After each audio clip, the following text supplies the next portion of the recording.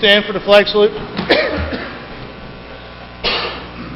Pledge allegiance to the flag of the United States of America and to the republic for which it stands, one nation, under God, indivisible, with liberty and justice for all. Please remain standing while Deputy Mayor Sarah says the prayer. Heavenly Father, thank you for bringing us together in the service of our community. Please watch over our meeting and help us to always work for the betterment of our community. Amen. And I'd like to ask if you could remain standing for a moment of silence for U.S. Army veteran and American hero Don Plifka. Don served in World War II and in the Korean War, where he earned several medals, including the Purple Heart and 2 Bronze Stars.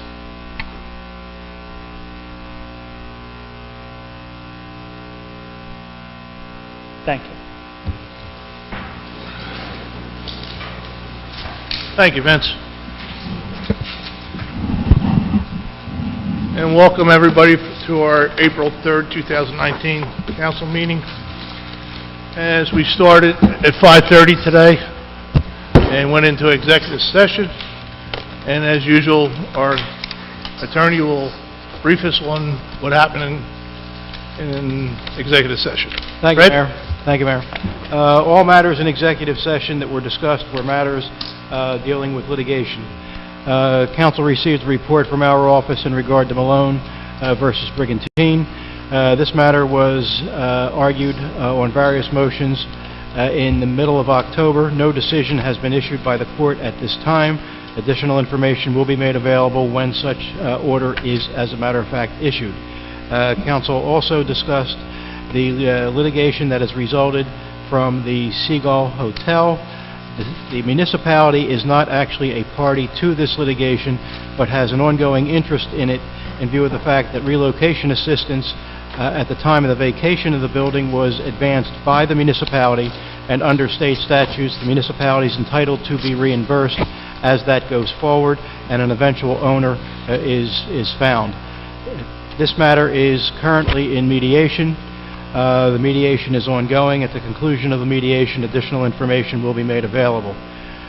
Council also received a report in regard to a matter that is pending before the Office of Administrative Law.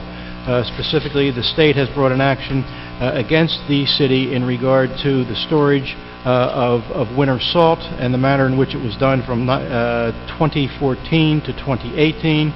As indicated, this is before the Office of Administrative Law. We are currently waiting for a hearing date on that matter. Once we receive that date and proceed to a hearing, additional information will be made available. Council also discussed the Latimer versus Brigantine case. This is a construction delay case. Updated information was provided to Council, including the status of paper discovery and a report on a recent deposition that has taken place.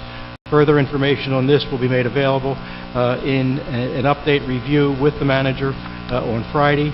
Additional information will be made available to the public as the matter proceeds and moves towards conclusion.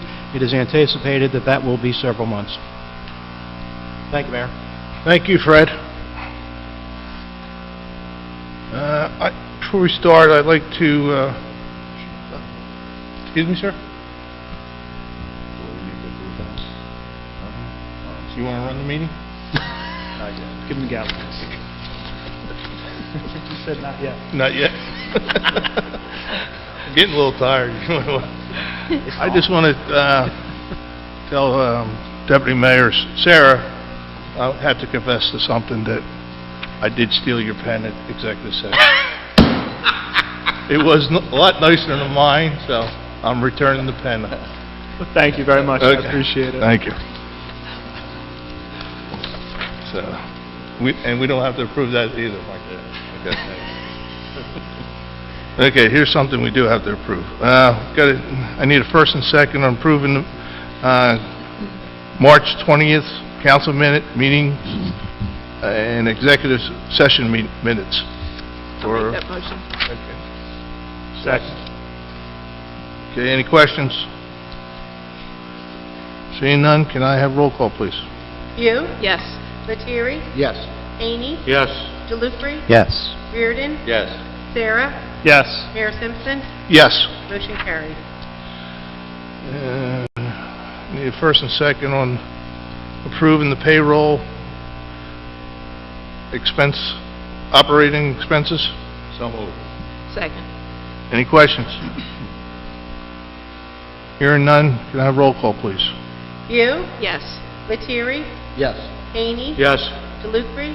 Abstain on 18-2792 and 19-712.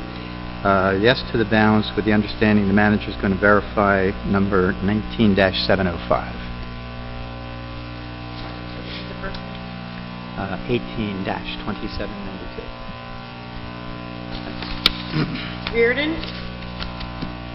Yes, if the manager verifies the whole list and he's okay with it, I say vote yes.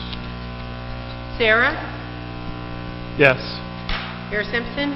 Yes. Motion carried. Okay, we have some awards to give out. We have 3 brigadiers, Tim Daly, Kristen Fulmer, and Chase Gaffney. I like, first one would be Tim Daly to come up front, Captain.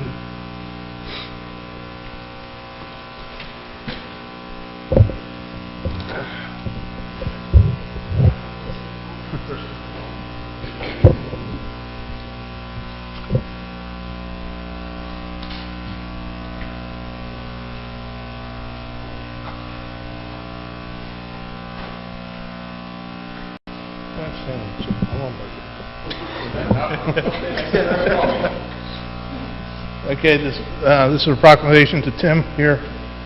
Captain Tim Daly, a longtime Brigantine resident, has served our community for 16 years as a Brigantine firefighter, 9 years as the Brigantine Beach Patrol, and received many local, state awards for saving lives.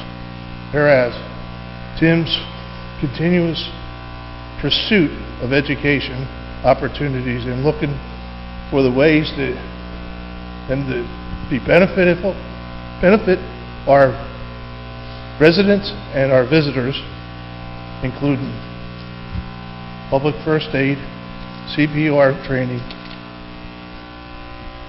addition of AED throughout the cities, earns Brigantine Heart Safe Community. Brigantine has also benefit from an involvement as member of the Planning Board, Beach Committee, and coordinator of the Surf Jam contest for the last 12 years. Tim has been named AC Weekly Top 40 Under 40. And is proud not only to himself and his family, but the Brigantine and the entire South Jersey community. I, Andy Simpson, Mayor of Brigantine, on behalf of the council and the people of Brigantine, recognize Tim Daly.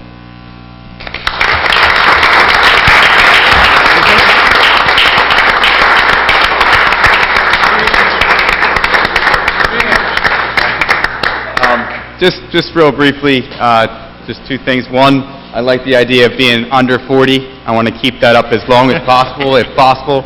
And 2, it's really easy to get involved in this community. There's so many good people. I have a great department behind me, and a great family, and a loving wife. So it just makes me, proud to be a part of this community, and I want to keep doing it. So thank you. Great.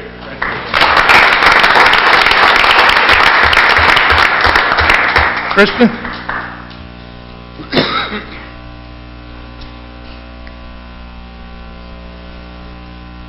The only woman I know that she's under 40. And she don't mind people telling her. Kristen is a Brigantine resident, serves as Director of Database Marketing for the Hard Rock Hotel Casino in Atlantic City. Kristen's education and previous work experience at the Brigada Hotel Casino and Spa gave her the foundation she needed to currently position as aide in wild card rewards and started a Veterans Military Recognition Program. Kristen also gives back to the community as a member of the Brigantine Elks and former soccer coach. Kristen has been named AC Weekly List Top 40 Under 40 and brings great pride not only to herself and her family, but to Brigantine and the entire South Jersey community. So I, Andy Simpson, Mayor of Brigantine, on behalf of council and the people of Brigantine, recognize Kristen.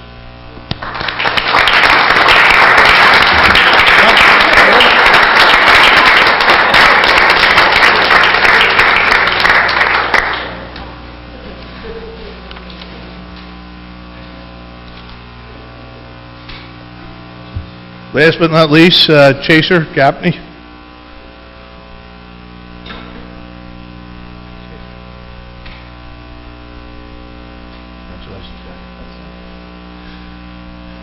Chaser Gapney is a Brigantine resident and owner of Chaser Gapney Architectural and Construction. Also Soulberry, a smoothie shop. It's a lot more than a smoothie shop. You got some stuff in there for diabetics, I like that. Great job. Chaser also contributes his unique beachy style, not only through his beautiful design of homes, but created Soulberry, which is constructed out of recycled shipping containers. He also serves the community involvement as a member of the planning board and volunteers his architectural program through Atlantic County Institute of Technology. Chaser has been named AC Weekly Top 40 Under 40 and brings great pride not only to himself and his family, but to Brigantine and the entire South Jersey community. So I, Andy Simpson, Mayor of Brigantine, on behalf of the entire council, recognize Chaser Gapney.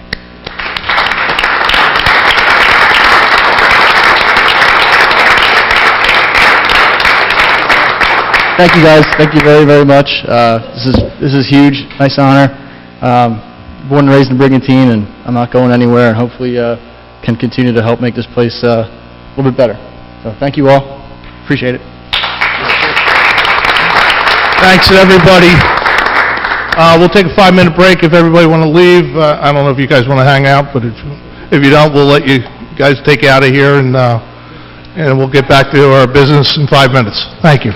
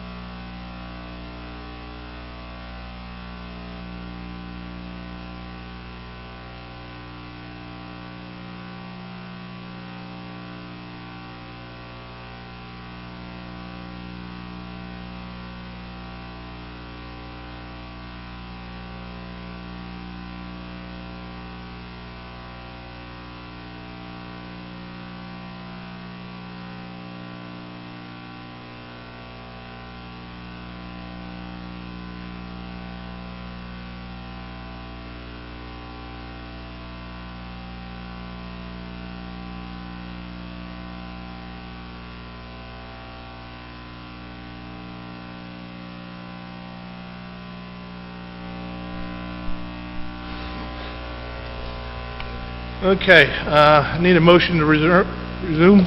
So moved. All in favor? Aye. Aye. Okay.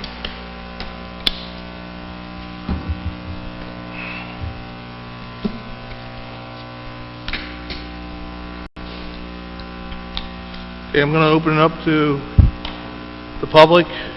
Anybody wants to come up, speak at the microphone, name and address, and anything on agenda items only. Yes, Mrs. Phillips.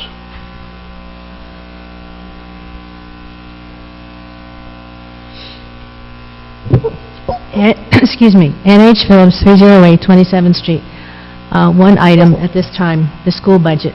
Obviously, this council will concur in Resolution 59 with the result of the Board of School Estimates meeting. However, and nevertheless, we do object to that budget. Even though enrollment is down, since 2016, the school district tax rate has been reduced less than 1 penny, and precisely that's decimal point 004 cents. And for 2019, there will be a reduction of even less, decimal point 0006 cents, from .487 to 4864. And this is with consolidation of the two existing schools. Frankly, I think this council should be embarrassed by those numbers and the very, very slight reduction in the school tax rate. Thank you. It should be bigger. Thank you, Mrs. Phelps. Anybody else from the public? Seeing none, I'm going to close the public portion and get right into our agenda. Ordinance number 8 of 2019, introductory and repealing and replacing Charter 246 of the City Code rental property. I need a first and second. So moved. Second. Okay. Jim, you want to go over this? I know we had meetings on meetings with this, and me and my Councilman Mike Reardon, we were at a meeting with the real estate people. We asked them all to come down and go over this, so it's a conglomerate of what we came up with in Fred's office and Mike. So, you want to give us a little update? Yes, Mayor. The short version of the story is we are updating our rental ordinance in order to reflect the proliferation, if you will, of the short-term, non-real estate marketed homes. Some of these larger homes we have on the island that are being rented out by services such as Airbnb, VRBO, B&B Finder. What we've run into on the public safety side is multiple calls for service there, noise complaints, general nuisances. We found that some of these places were probably over capacity based on the square footage and the room available for sleeping. And our ordinance as it sat really didn't have a whole lot of teeth in order for us to enforce this. So working with Fred's office, Mike Koski and Fred, with input from council, we met several times to try and put pieces together that would fit into our ordinance to give us, i.e. the police and fire department, some teeth to help quiet things down, if you will. With the summer coming on, these services are expanding every year, and as we found out, the number of homes on the island that use these services for rentals are expanding. So again, we just added quite a bit of stuff to it to give us the ability to track these folks better, the homes better, the people better, and the complaints better, so that we help keep the neighborhoods quiet where these big homes are. Anybody on the council Yeah. have any questions? Thank you. I have one question, which may Edward. lead to two. Jim, in general terms, and compared to the ordinance as it presently exists, which rentals will be reached by this ordinance and which, if any, will not? For example, weekly rentals, weekend rentals, sporadic rentals? Sporadic rentals, the mom and pop that own a duplex or rent their home out, a normal home out to their families, whatever, anybody that goes to a real estate agent probably will not have to worry about this because they will be told up front there are already certain rules that have to be followed. This is targeted towards the homes that rent repeatedly, short-term through the summertime, be it a week or 2 weeks at a time. The ordinance is for less than 30 days, so a lot of the short-term rentals would fall under that. But this is targeted specifically at those properties where they turn over weekly. Okay. And I'll read this, obviously, before we vote to adopt it. I was looking for in the definition section, is that where I'll find the limitation or the exclusion for the short-term rentals? If you look a little further, I'll get the page number for you, Councilman. There is, not in the definition section. There is a definition for short-term rental and seasonal rental on page 3. And resort houses. Pardon? And resort houses. Yeah, well, the resort house definition is one that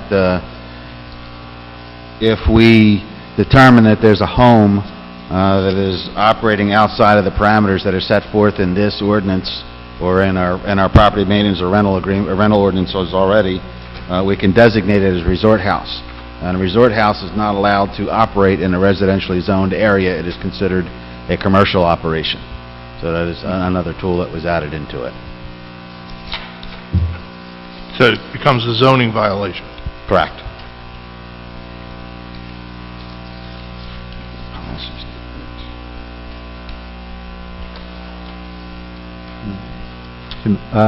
Yeah, one other question did occur to me. Once this is in place, do we have or will we have augmented or amended enforcement procedures to track down rentals that right now elude us because they don't go through realtors and maybe they're advertising on the internet, excuse me, or through some other means of social media? What we'll be doing, and I hope I'm answering the question that you're asking, I met with some of the folks over in Ventnor who've already gone through this, where it actually led to a shooting. They hire a service every year. It's a couple of $1,000s, and I believe Roxanne looked into it some time back. These folks will do the web crawling for you. They'll designate and give you all the information for the homeowners, the property addresses, this, that, and the other thing, so that we're, I guess, more on top of it, have a more comprehensive list. The other thing that we're doing that will help us identify it is the property renters, the homeowners, if you will have to affix a sticker to their door to show that they are, that they've applied, got their licenses, and they're fully aware of the ordinance. So if the police department gets a call to a home and it doesn't have that sticker on the door, they can't otherwise prove that they are registered, and we have their tenant registry and all the other things that are required in here. That's another method of enforcement. All right. Thanks. Vince? This was something that came about with when Roxanne was our city manager at that time. We went to numerous meetings and customer complaints, which are people that had animal houses next to them where they advertised for 24, sleeps 24, sleeps 26. That's not a rental unit, that's a hotel. And this is what's coming out of this VRPO is, and we're not trying to stop you from renting your property and everything like this, but when some people have to put cones out in front of their houses to have parking spots, it gets a little bit like South Philly down there. We shouldn't have to have that. We have, we want to have a quality of life in Brigantine. The one lady actually put their house up for sale. I don't know if you ever talked to her again. I don't know if that was the reason or she just put it up for sale. And and we assured everybody that we were going to do something about this, and this is what's coming out of it. It's a pretty powerful tool that we needed after having meetings with our zoning officer and everything else, and it wasn't really we weren't going no place with small fines and everything. This has a real big teeth and fines, and we actually can stop them from renting their house if they get it so far out of hand.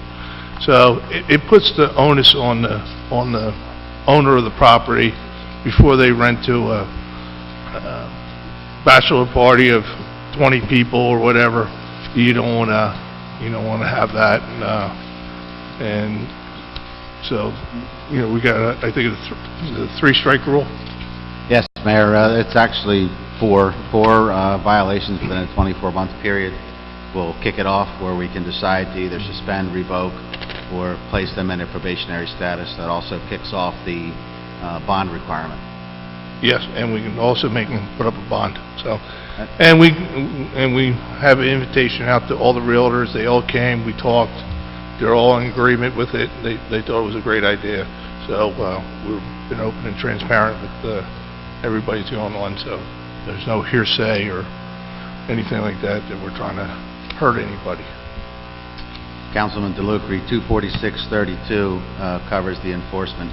Who's able to do any of the enforcement under this ordinance? We left it as broad as we could. Thank you for that quick response. Yes, sir.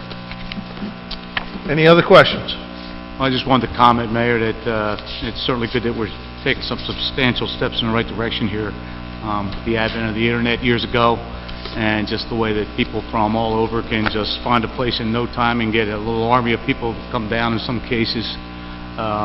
It could really present some problems, as it has, and as you noted, with the people that we met with. I know I had some problems in my ward, and hopefully, like you mentioned also, the teeth that this ordinance will have, it'll certainly help alleviate these problems and make those neighbors and residents feel more at ease as well. Thank you. Thanks, Councilman. Any other questions from council?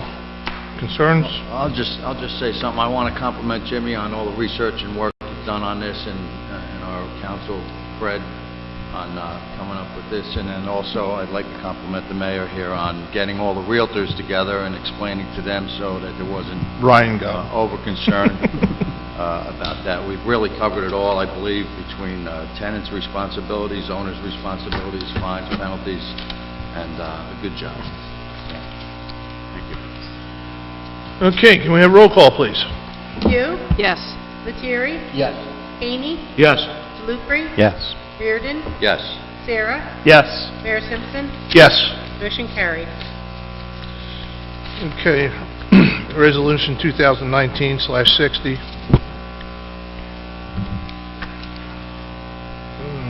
I'm sorry. Resolution 2019/59. Board of School Estimates. Can I have a first and a second? I'll make that motion. Second. Okay. I'll start out. We made it perfectly clear when we had this meeting to pass the budget for the school. And Mrs. Phillips was at the meeting. I think I made myself perfectly clear. Next year, you can't get a budget on a Friday and expect us to pass it on a Tuesday. But I understand that we're losing state aid. That runs everything up. We're going to lose $1 million in the next 4 years in state aid. Yes, we are losing kids, but we're also losing the state aid. The consolidation of schools don't start until the middle of summer, this summer coming up. I made it perfectly clear to our auditor and the superintendent of schools and their administrator that we're all going to work together early on and take a look at everything. I want to do it by nutrition. If we're going to lay anybody off or anything like that, it's through nutrition. That means that people are going to retire. As they retire, we will not replace them if not necessary. So, the school board understands where I'm coming from. Superintendent knows where I'm coming from. I know our auditor, I just talked to him again today about it, knows where I'm coming from. We don't have the customers. We can't keep this $16 million budget going the same direction. So, we are going to work very hard. We're going to be consistent. I'm trying to get a figure on what the consolidation of schools saves us, what our state aid will be next year, and where we're standing. But it will be a decrease unless we get less state aid than we ever did.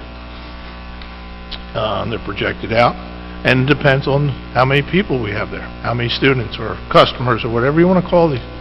But I said before, I am not going to hurt, no matter if it's 400 kids, 500 kids, from the best education we can provide. So don't think that we're going to slash and slash and slash.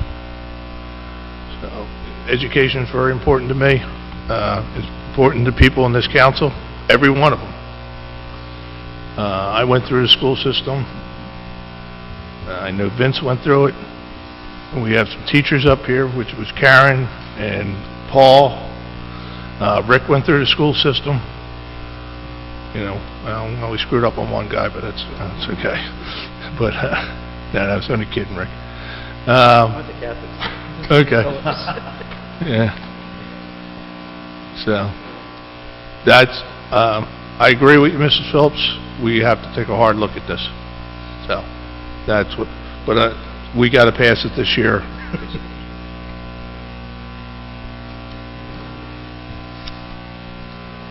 Okay, that's all I got for that. Anybody else, council?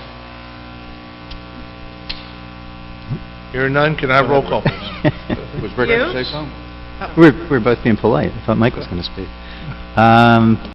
I agree with Andy. Attrition is certainly the way to go, and sadly, we're in a situation with the schools where that definitely has to be on the table. You always would have liked to have seen that maybe there was that same awareness and foresight a few years earlier, because our student population has been on the decline.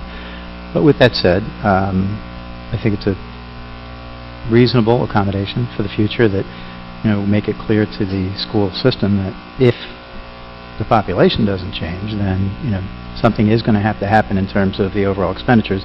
Plus, we all know that the present trend of the state reducing the amount of aid that it's providing is not likely to reverse itself anytime soon. Correct.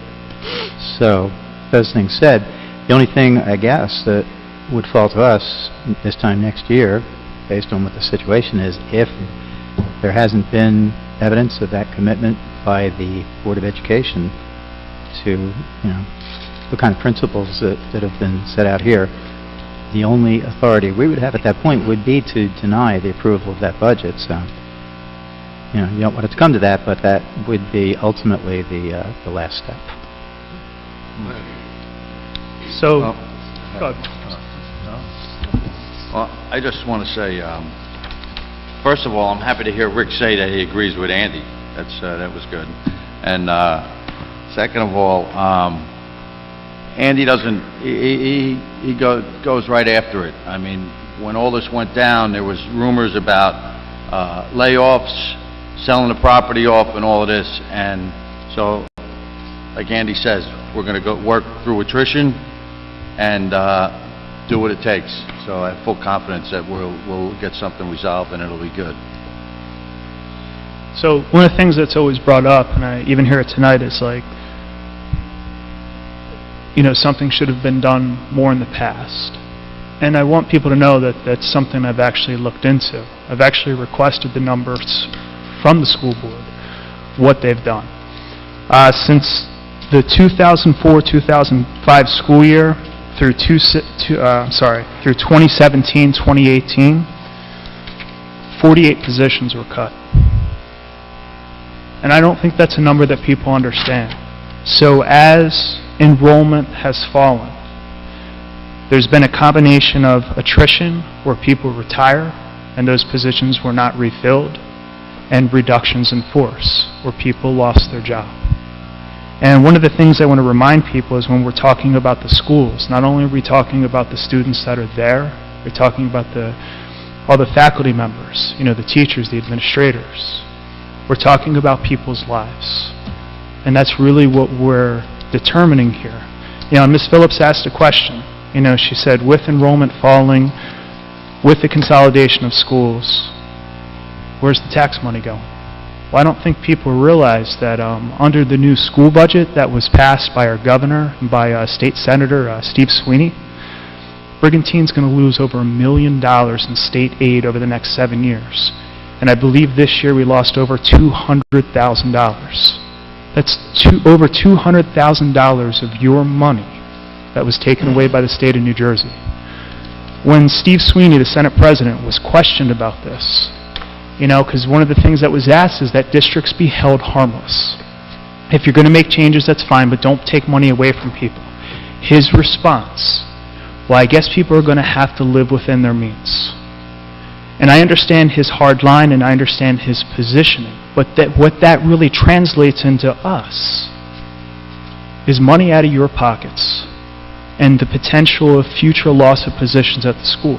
So one of the things that we are trying to do, because the school board is an independent body, we're willing to work with them to try to find ways to save money, to cut down on expenses, to make sure that we can protect jobs and ensure a high quality of education for all of our students. And it's something that we're willing to do. We can't control what goes on at the state level, but we can try to make adjustments here to make sure that everybody benefits.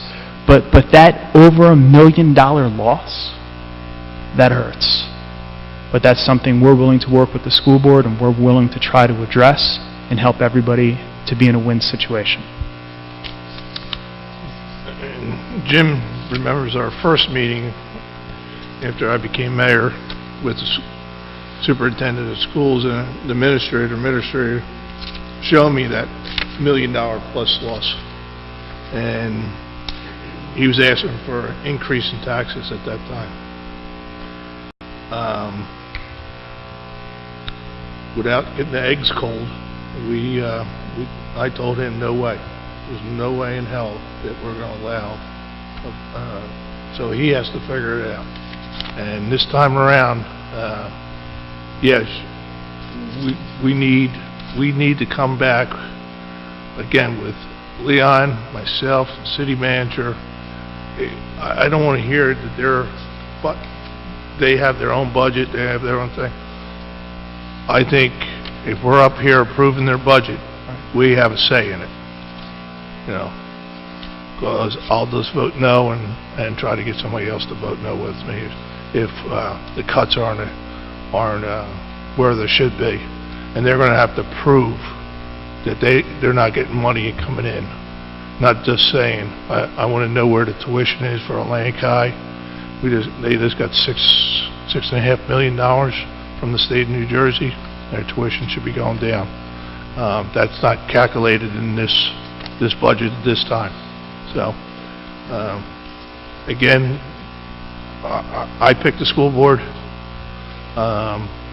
That's all really council does, but they have a close to $16 million budget, and we have to trim it without hurting our kids. And we're going to take a long, hard look at it next, like I said, this coming November, before Leon gets into all his other budgets and everything like that. And yeah, there's just three things: your tuition, your payroll, or your health care. There's really nothing else. Everything else is nickel holding up a dollar. So okay, anybody else? I just want to say, having been an educator for over 33 years, I saw this happen many, many times. Even though I didn't work here in Brigantine, where I worked was very, very, we would give you a job. We had, I didn't want to work where I lived. It's a very difficult situation no matter where you are. The school is so important.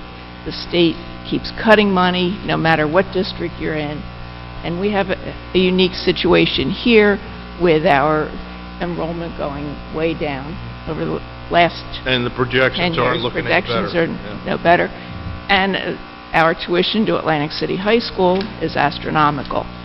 So I think if we could work on that, if we had more of a say in what they charge us, which I know we don't, and I'm sure with the long-range plan that the Board of Education in Brigantine has, hopefully next year this time we're going to be very happy with their budget. Thank you. Anybody else? Hearing none, can I have roll call, please? View, Yes? Lettieri, Yes. Haney, My wife's employed by the school. For those reasons, abstain. DeLucre, With the understandings discussed during our comments, yes. Reardon, Yes. Sarah, Yes. Mayor Simpson, Yes. motion carries. Okay, Resolution 2019/60, waiving of the reading of the 2019 municipal budget. Need a first and second. So moved. Second. Any discussion? Can I have roll call, please? View, Yes. Lettieri, Yes. Haney, Yes. DeLucre, Yes. Reardon, Yes. Sarah, Yes. Mayor Simpson, Yes. motion carries. 2019, Resolution 2019/35, public hearing of the 2000 municipal budget. Need a first and second. So moved. Second. Leon, you're on.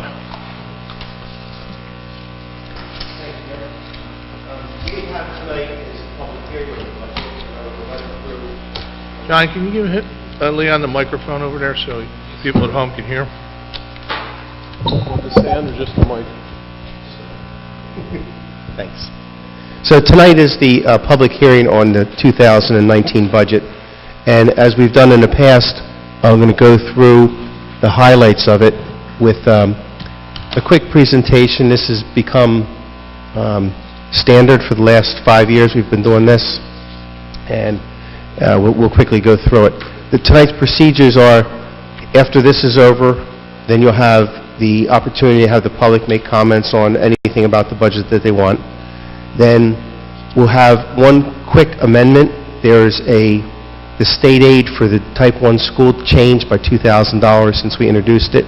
We have to adjust to the actual state aid, and you have an amendment to do that, and that's all it's doing, is adjusting that one state aid by $2,136, I think, or $613, whatever, I can find the number. But it's one small amendment. Then after that amendment's passed, then you can have a vote to adopt the budget, and then you'll be all set for this year. So with that, the first slide just says who we are. Then this is a ratable history, and as you can see, 2019 went up $28,801,700, the bottom right-hand corner, which was an increase from the year before's $18 million, from $13 million, from $3 million, from $2 million, and back in 14 we had the reval. So this pattern is still progressing. It's still on the positive side. You do have this in the handout right in front of you. We got it. Okay. The next slide is what we've lost in ratables. We had a horrible 2009, 10, 11, 12, and 13, where you lost a lot of money through appeals. In 2011, you started the process to have a reval. When the reval took place, you can now see that we're losing very little from 14, 15, 16, 17, 18, a very, very small percentage of the tax levy. Again, the reval needed to be done to correct the one that was done before, which was horrendous, and that was very publicized. Next slide is the local purpose tax levy. This is the money to fund your budget. We're down to $21,368,397.66, down another $325,000 from last year, which was down $324, which is down $589, which is down $353. Or our levy right now is $352,577.60, less than it was in 2012. So to run the city's budget you're using less taxpayer money than you did in 2012. Can you say that again, Leon? Because people don't believe when I tell them that. The physical dollars that people pay to run the city in 19 will be $350,000 less than they paid in 2012. Remarkable. Pardon me? Remarkable. The next slide is a fund balance history. We've been charting this. We've had an increase in fund balance. We've leveled off. I actually see that we declined by $130,000. We're still using $2,850,000, which is a prudent number to use. We want to make sure we replace that. We fell a little bit short of replacing it last year, but not by much, so it's still very stable.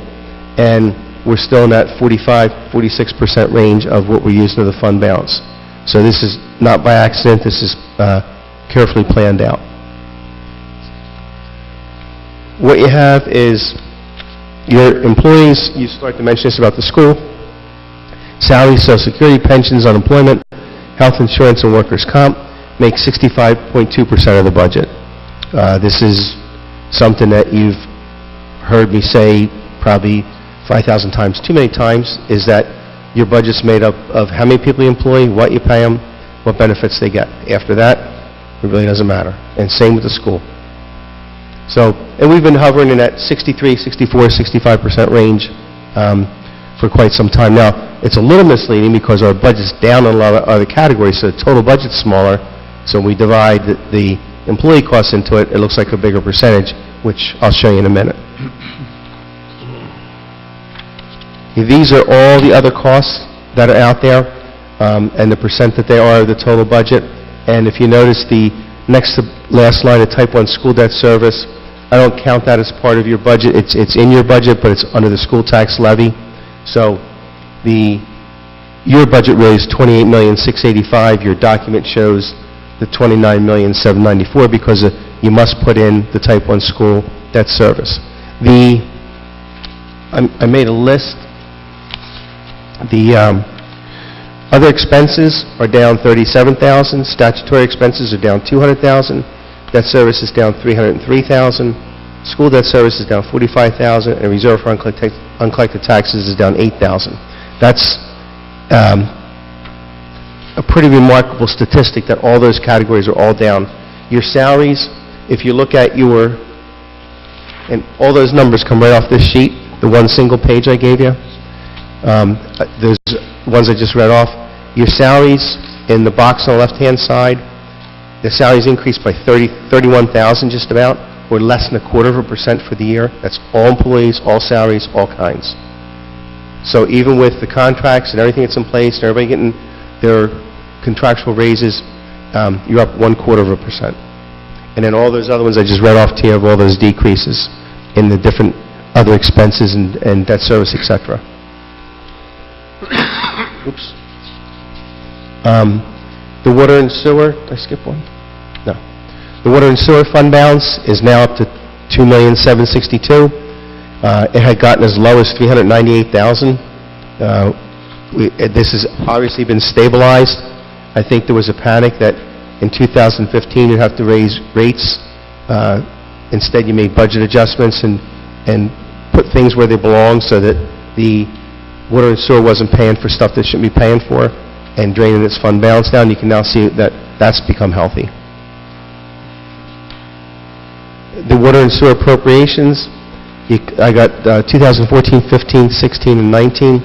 So from 2014, you're down $396,000, the far right-hand side. So you can see that the salaries have decreased just about every year. Other expenses have pretty much decreased. That one, you're stuck with the county MUA bill. You don't know what that's going to be. That's the charge that they give you for the sewer treatment.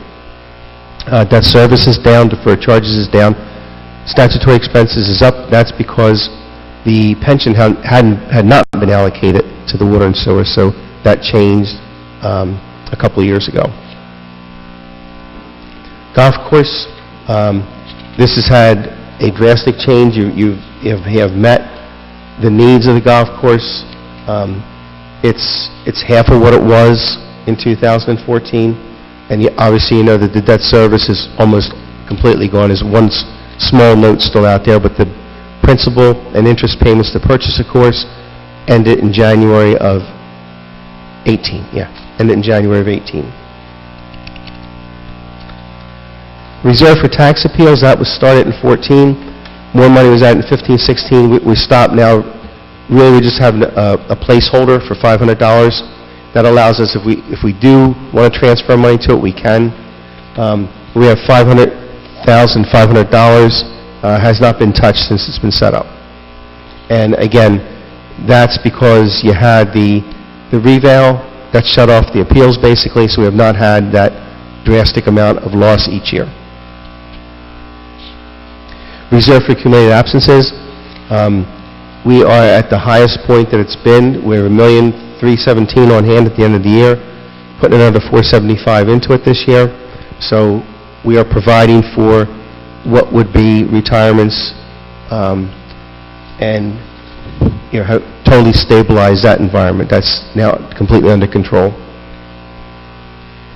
Tax levy comparison, the sun's starting to get in my screen here, but we can see that that's the $21 million in the tax levy in 19. It's in green. The greens are actual, the reds are estimated, and the county's not. That can't be finished until the equalization table comes out and everybody gets their allocations done. So what we have to do is we have to put a number in there to calculate the reserve for uncollected taxes. So you can see I took $16,357,000 in general county and made it $16,007,000. These numbers in red are not going to be the final numbers. I'll update this one chart and pass it around as soon as I know it. It could be another 2 months before that's finalized. But when the tax bills come out, like last year it was 50 cents and 50.1. The library is 0.33. They're the actual numbers from last year. Your rate was $1.737. The local was $6.65. It's going to go to $6.48. And the school's down 0.5 cents. The extra little pieces from the debt service.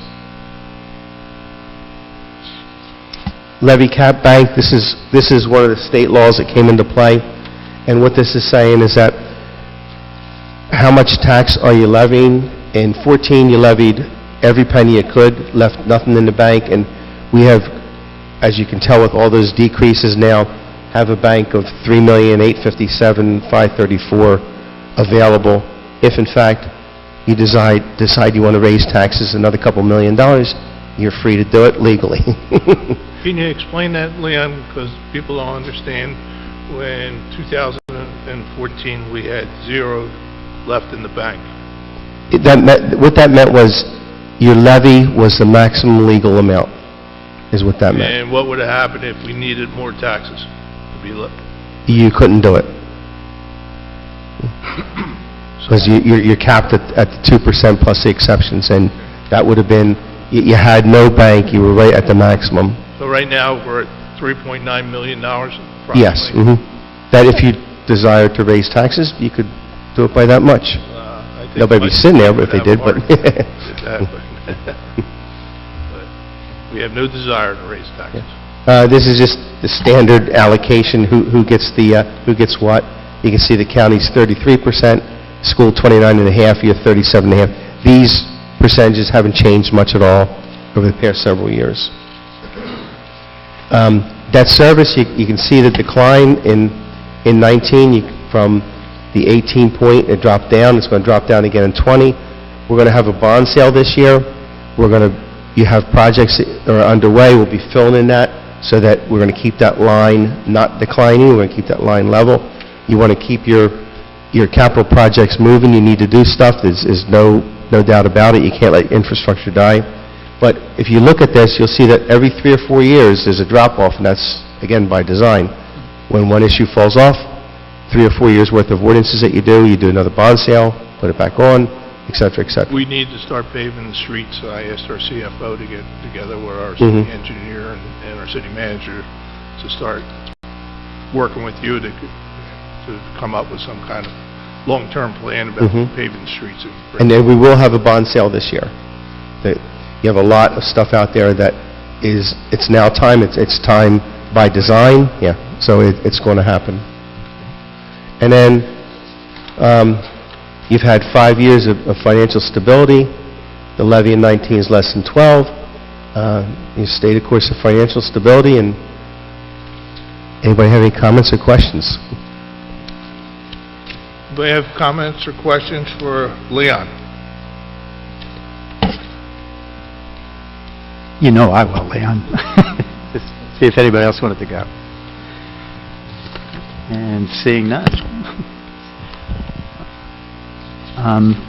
Leon, on the handout, looking at sheets 4 and 5, the local tax levy and the fund balance sheets? 4 and 5? Yeah. The tax levy? Yes. Okay. And also looking at the one sheet handout you gave us? Yes. All right, so in general, under revenues, we have, what is that, 7 different categories? Yes. Okay. And I'm just going to focus on 2 of them, because I think, generally speaking, and tell me if I'm wrong about this, categories like delinquent tax, and they're probably pretty constant year to year. State Yes. aid, it's an unknown. Doesn't change, yeah. Yeah, state and federal grants, again, can vary year to year, but that's out of our control. And local, that's our local revenues from things like four-wheel drives and beach tags and stuff. And that varies a little bit. Would you say it's fairly constant? It's fairly constant, if not rising. So in general, if I'm looking at any given year, and I'm looking at the local purpose portion, and trying to compare that to another year, should I not also be looking at the amount for that year that was taken from surplus, basically adding my local purpose piece with the surplus piece to get a truer picture of how much money, which I'll call for the moment taxpayer-funded money, is in the budget? Well, the surplus is created by additional revenues, not spending what you appropriated. But there are more factors. I mean, that's a simplistic way to look at it, but there's a lot of factors that go into how the budget is formulated. For the example, there were decreases in most expenditures this year, and we did not use any more fund balance than we did the year before. So this I fund see. balance stayed the same. You've saved by not using as much money, or not spending as much money. Some years, fund balance is used to offset what could have been an increase, and in some years, it's used, well, we had,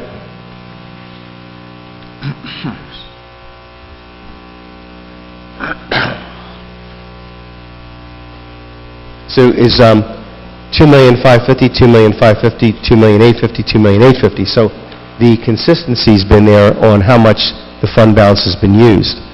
Again, this year, you had a 4-category, 5-category drop in what you spent, and that's what created the decrease. In each one of these years, your expenditures have been controlled from year to year, and that's caused the fund balance to increase, and it's caused the tax levy to go down.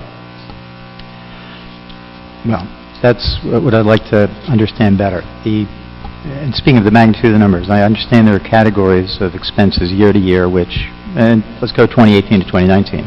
We've had some drops.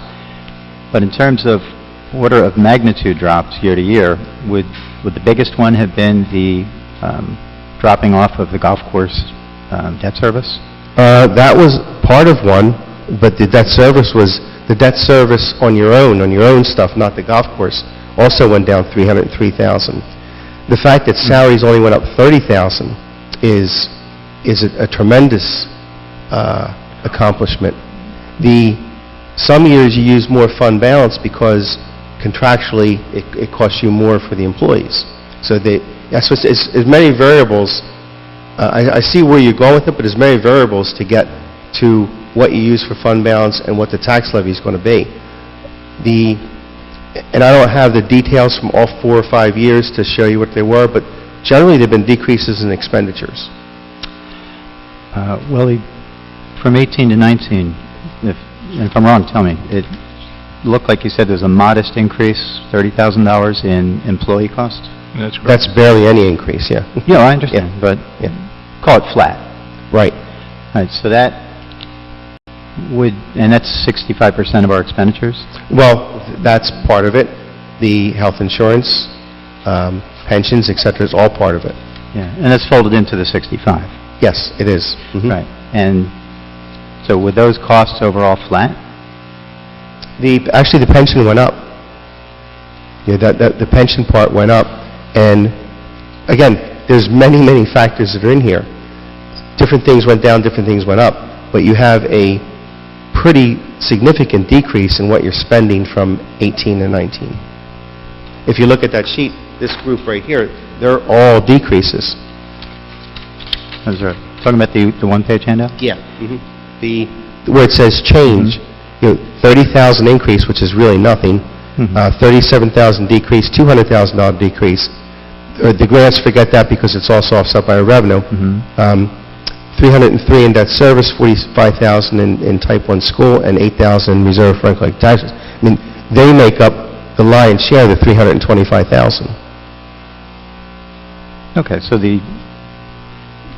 I'm looking at the debt service decrease of 300,000, and the golf course debt service fell off. That was about, how much was that? 400,000? It's close to 400, yeah. Yeah. And then we had, each year, especially over the past 3 years, we've had nice new rateable increases, which generate... Ratables just changed the rate. We're talking about raw dollars of decrease. Well... They're two different things. I understand. Okay. But new construction means it's a new taxpayer paying new tax dollars in the following year. And in 2018, according to, if I'm reading it correctly, the new construction aggregated about $29 million in value, and we expect it to throw off about $200,000 in tax revenue, just for the local purpose piece. Right, which is all you get to keep, yeah. Right. So if I'm just looking at those numbers as a starting point, I'm seeing about $700,000 less in costs and an additional $200,000 in revenues. And it leads me ultimately to which is really my bottom line question. Since about 20, and this will be, I guess, sheet number 5. If we pick it up in about 2015, we had a year-ending fund balance of about $5.3 million. In the following year, as you noted, we used about $2.5 in that year's budget. How did we get, in general, from where we started 2014 to where we ended 2014, being an increase of about $1.7 million into the fund balance? And then, in the succeeding year, after taking the 2.5, we still had a substantial payment into, or accumulation into, the fund balance. Then it jumped up again in 2017 and tapered off a little bit in 2018. And in each of those years, because there's so much in the fund balance, I take it that frees us to use a relatively larger number in the following year's budget than we may have used or been able to use back in 2010, 2011, 2012, because that money wasn't there. My question, though, is, let's use 2018. We had, at the end of 2017, about 6.2 in the fund balance, and that represented a substantial climb since 2014. And I'd say, a steady climb. What is and not from a policy point of view, but strictly from a mathematical point of view, what would happen if instead of 2.85, you took $3 million, or $3.1 million, or $3.2 million from your fund balance and applied it to the following year? I know the short-term result would be that you would need less than from the local property tax. Well, here's what would happen, if you use more fund balance than is prudent and that you're not going to recover, you start a downward trend that is very hard to get out of. So, for example, if you use $400,000 more of fund balance last year, okay, and that had been $3,250,000 used last year, the fund balance would have gone down to under $6 million.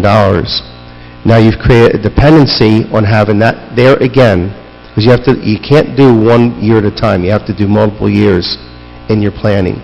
Because if we put in $3.4 million in fund balance in the 19 column, we've made a dependency that we have to have that again in 20, or we're going to have a big tax increase to cover it. As you're using it, you're not replenishing it. So you start your fund balance going on a downward trend, which is a bad thing to do. Well, how would that play out, using just those numbers? Let's say we took 400,000, then at the end of year, if we did it this year, if we took an extra 400,000 over and above what's anticipated, would you project then that the fund balance at the end of 2019 would be less than 6.2 million? Oh, positively. How much less? Would you, all other things being equal, let's assume that your projections about other revenues and expenses are sound. Then You would lose, we did not make the 2.8 back last year. We fell short by 130,000. So if we use another 400, we're going to be 400 less to start off the year. Okay, so 5.8?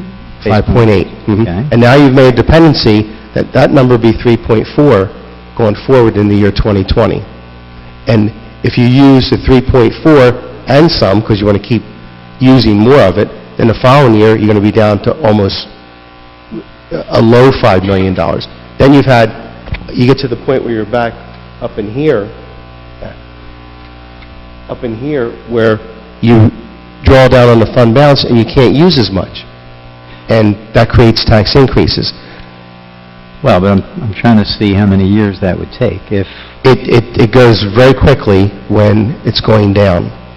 This is something that we've talked about before, and if you can spare a couple hours sometime, I can go through this in detail how this works. and I may take you up on that Okay. offer, but for the Because couple it's- minutes that we have right now, Yeah. if we're going, if We did ask Taking an all extra- council people to meet with okay, if taking the another manager and the CFO 400,000, and Leon before this meeting. I'm sorry, I missed that. We did ask all the city council to meet with our CFO and city manager and our auditor to go over the budget so we could answer some of these questions. Which we did. This question just occurred to me. So Leon, working Yes. back through that scenario of a $400,000 additional drawdown of our surplus, Okay. and then we would project that, again, all other things being equal, and I'm leaving out of the equation, too, that we've had increases in our ratables year to year, and we'd hope that was continued, but be conservative and assume that we would have no further new construction and no further new taxes year to year. So a $400,000 reduction, or I'm sorry, increase in the amount that we took out of the surplus would generate a surplus presumably at the end of 2019 of about $400,000 less? Right, okay, so you just had the best year probably you've had in a long time, and we lost $130,000 on our fund balance. You have to put it into perspective, that we just had a $30 million increase in ratables, and we lost money this year. We went from $6.3 million to $6.2 million, even with that much of an increase. Because you've hit your point where at $2.8 million, you're not replacing it. It's a very dangerous thing to use more fund balance than you're going to replace. So if I were to just make up $6.3 million,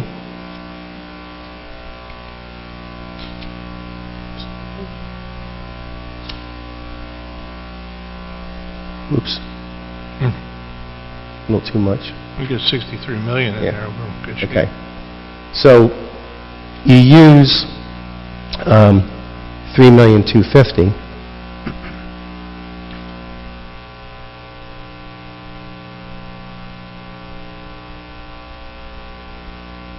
We finish off the year at $3,050,000.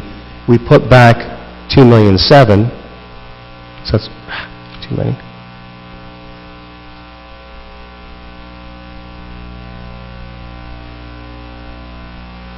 We're now at $5,750,000. And we've made a dependency to use $3,250,000, and again, for doing this for 44 years, I know what you'll do next year.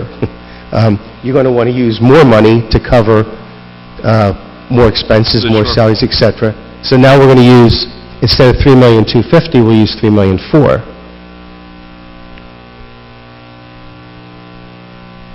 And we have no shot of making these back. We just demonstrated that this year.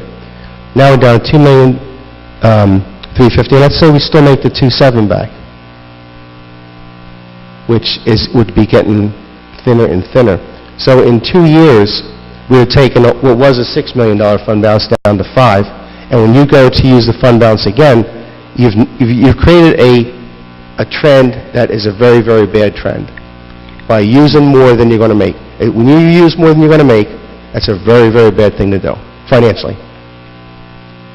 Well, is that a 3-year example or a 2-year example that you have up there? It's starting back with the year before, so it would be 2-year example, 1, 2. That one and that one would be the amounts that you use.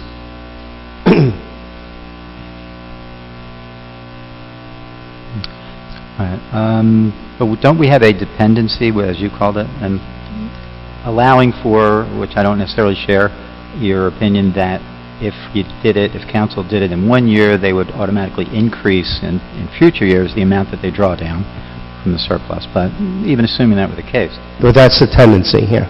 Well, are we not dependent now? Because if we look at the 8 or 9 year trend, the amount that we've utilized has jumped up pretty substantially, and the amount that remains each year in our fund is dramatically higher than it had been in years past. So, in practical terms, if we kept it at the what I'll call the replacement level, which I gather you're telling us is 2,850, that you don't. It's actually less than that now. Okay. Because we lost money this year. So what is the practical utility to us of the remaining money in the fund balance? If we have each year $3 or so, maybe $4 million sitting in that, and you're telling me we can't touch that. I didn't say you can't touch it.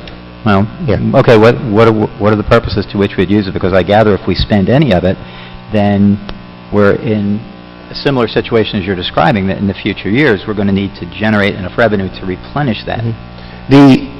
Again, in my opinion, the ultimate goal is to keep, and you've had a tax decrease now.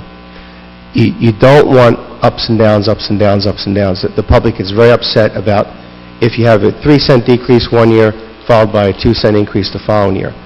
The fund balance is your stabilizer to maintain a sound financial plan. If an emergency happens, if anything happens that you aren't ready for, you have the capability of absorbing that and moving forward without basically any interruption. It's a planning tool to keep stability, is what your fund balance is used for.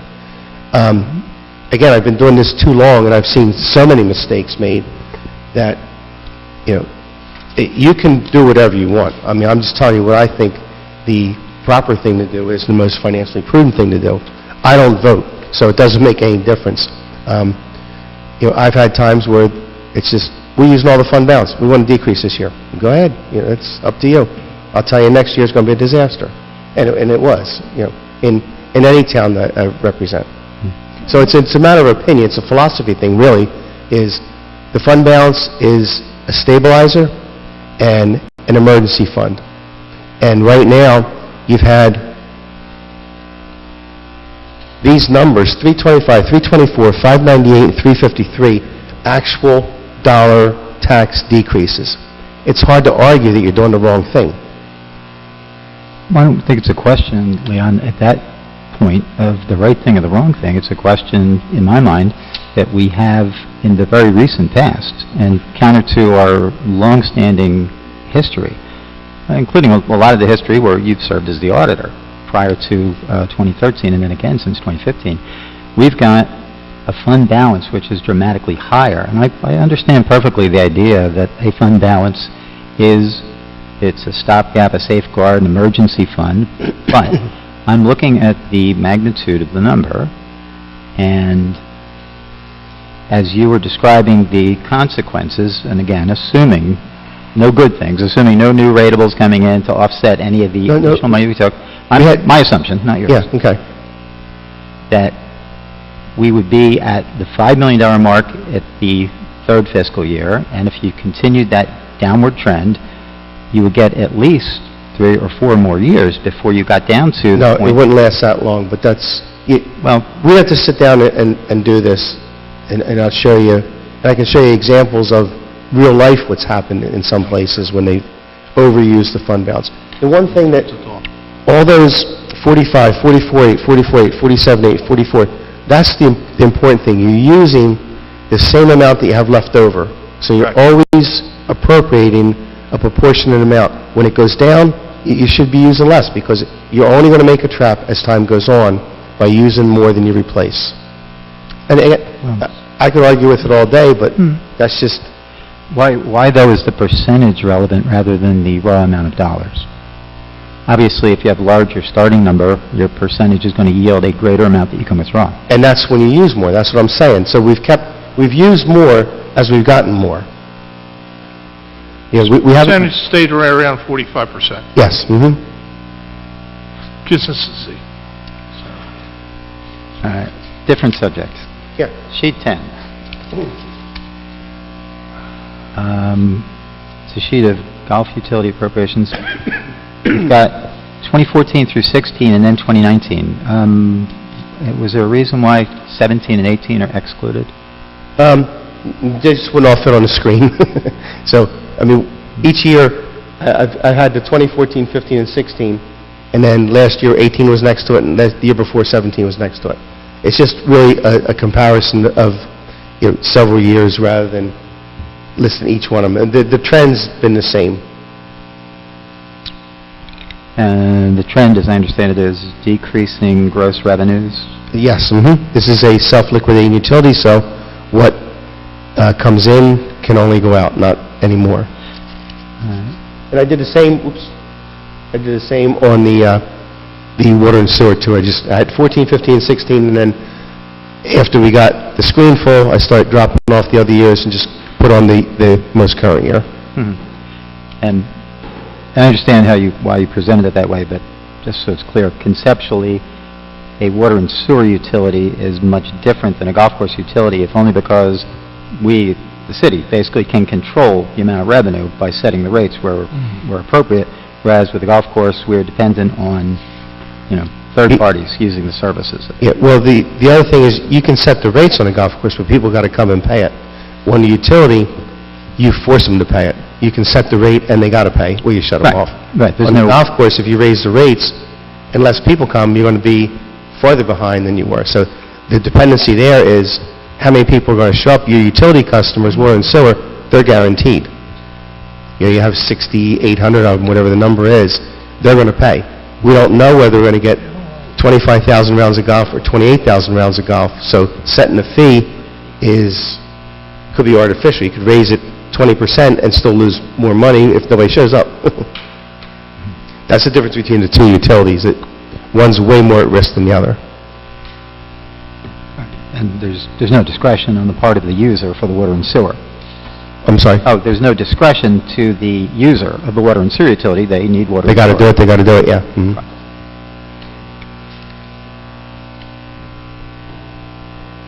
That's all I have for now. Thank you. Thank you, Rick. Anybody else? I'd just like to thank Roxanne for sitting down and going over it and giving me her ideas and thoughts and explaining things to me. Thank you very much. Vince? Yeah, I just have a couple questions. I guess page 14, slide 14. 14. Okay. All right, so in the year 2014, you talked about the tax levy cap bank. It says 0.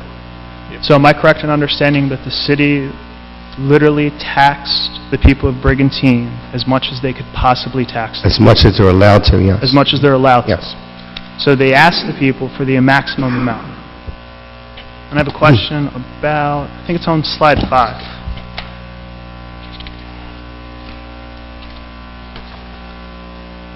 So in 13 and 14, looks like the city used about 1.4 million, 1.5 million. So there's roughly about 2 million left in surplus there.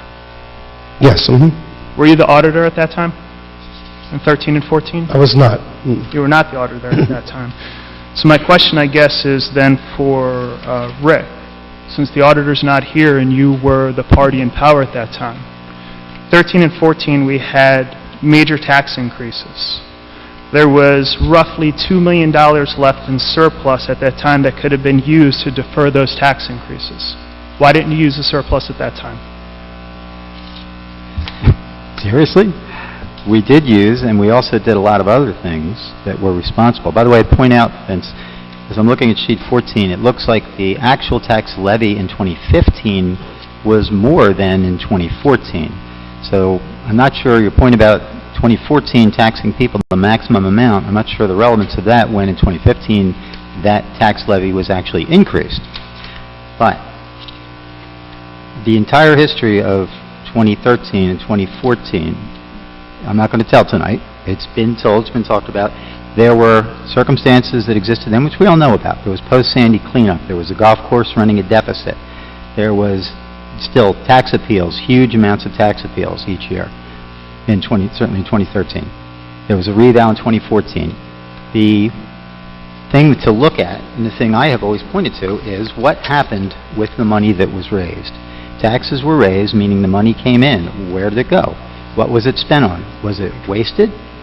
Were more people hired? Were people given big raises? No, none of those things happened. The money was put to the purposes that were budgeted for that year, all legitimate, all necessary. In the case of the golf course, God knows we wish we didn't have to, but we did, because we had no choice. And what happened at the end of the year, at the end of 2014, from 2012 to 2013, the fund balance went up by about $600,000, and then it went up about another 300 and some thousand by the end of 2014. So money that came in taxes was spent where it needed to be spent, what didn't need to be spent wasn't spent, and ended up in the fund balance. Well, I still actually don't think you answered the question.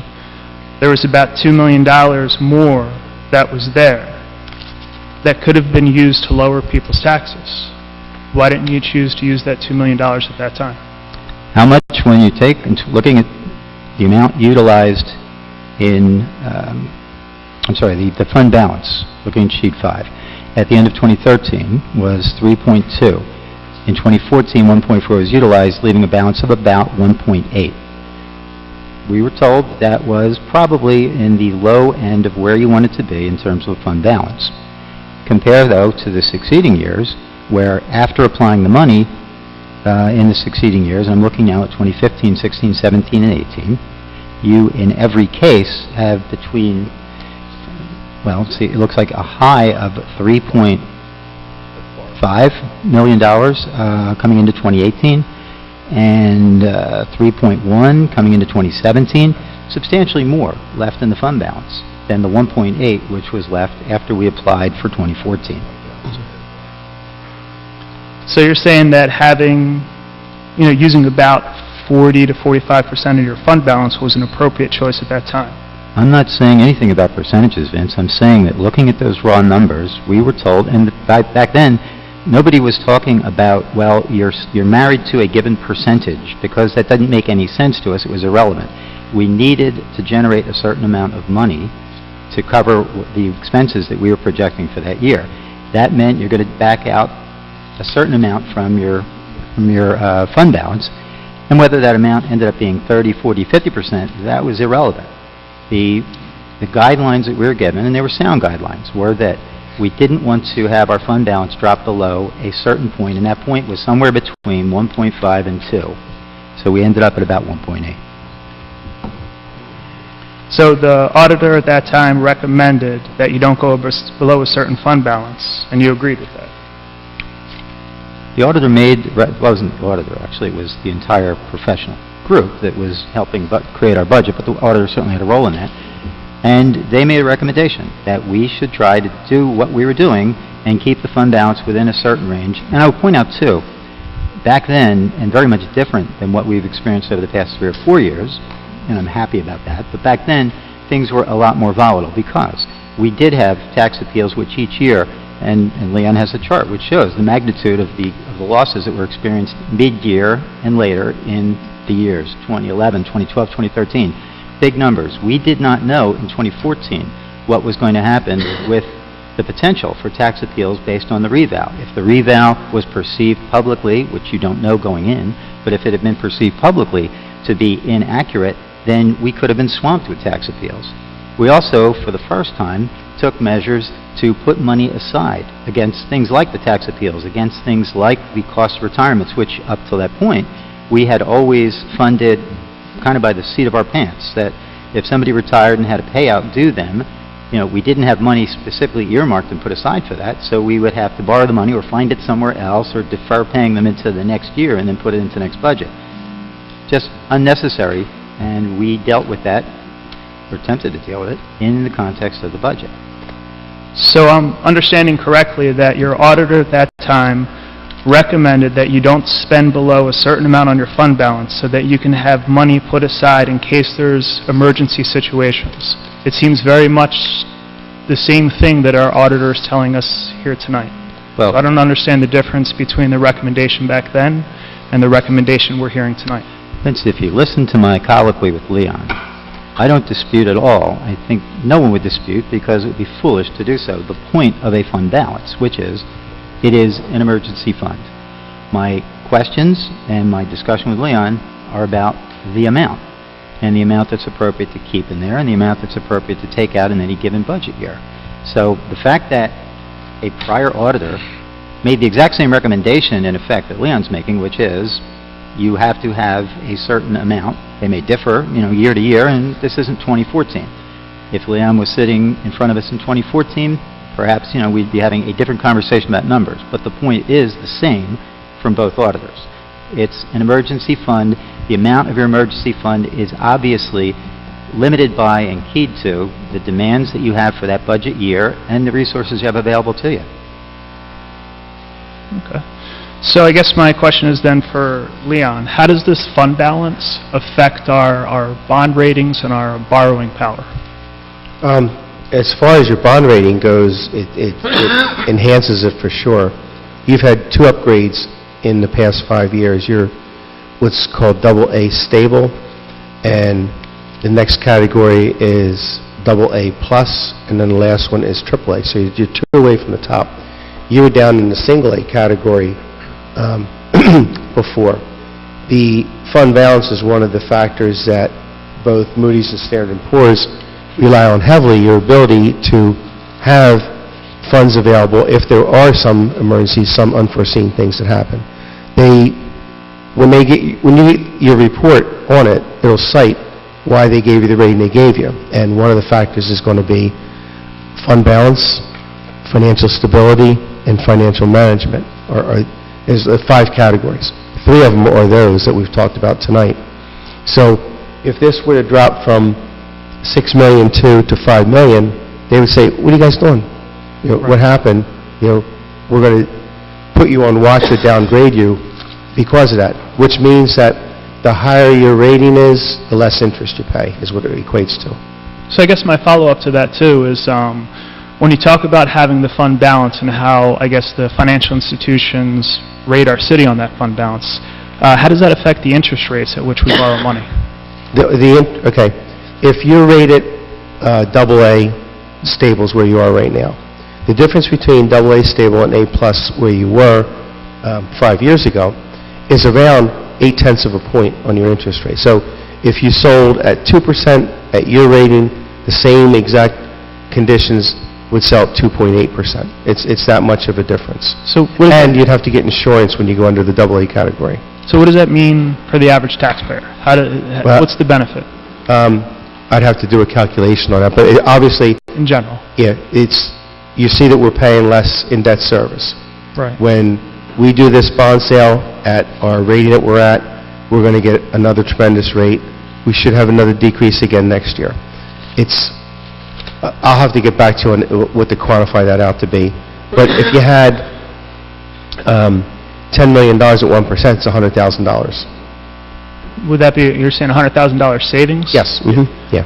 So what I look at is on 16, slide 16.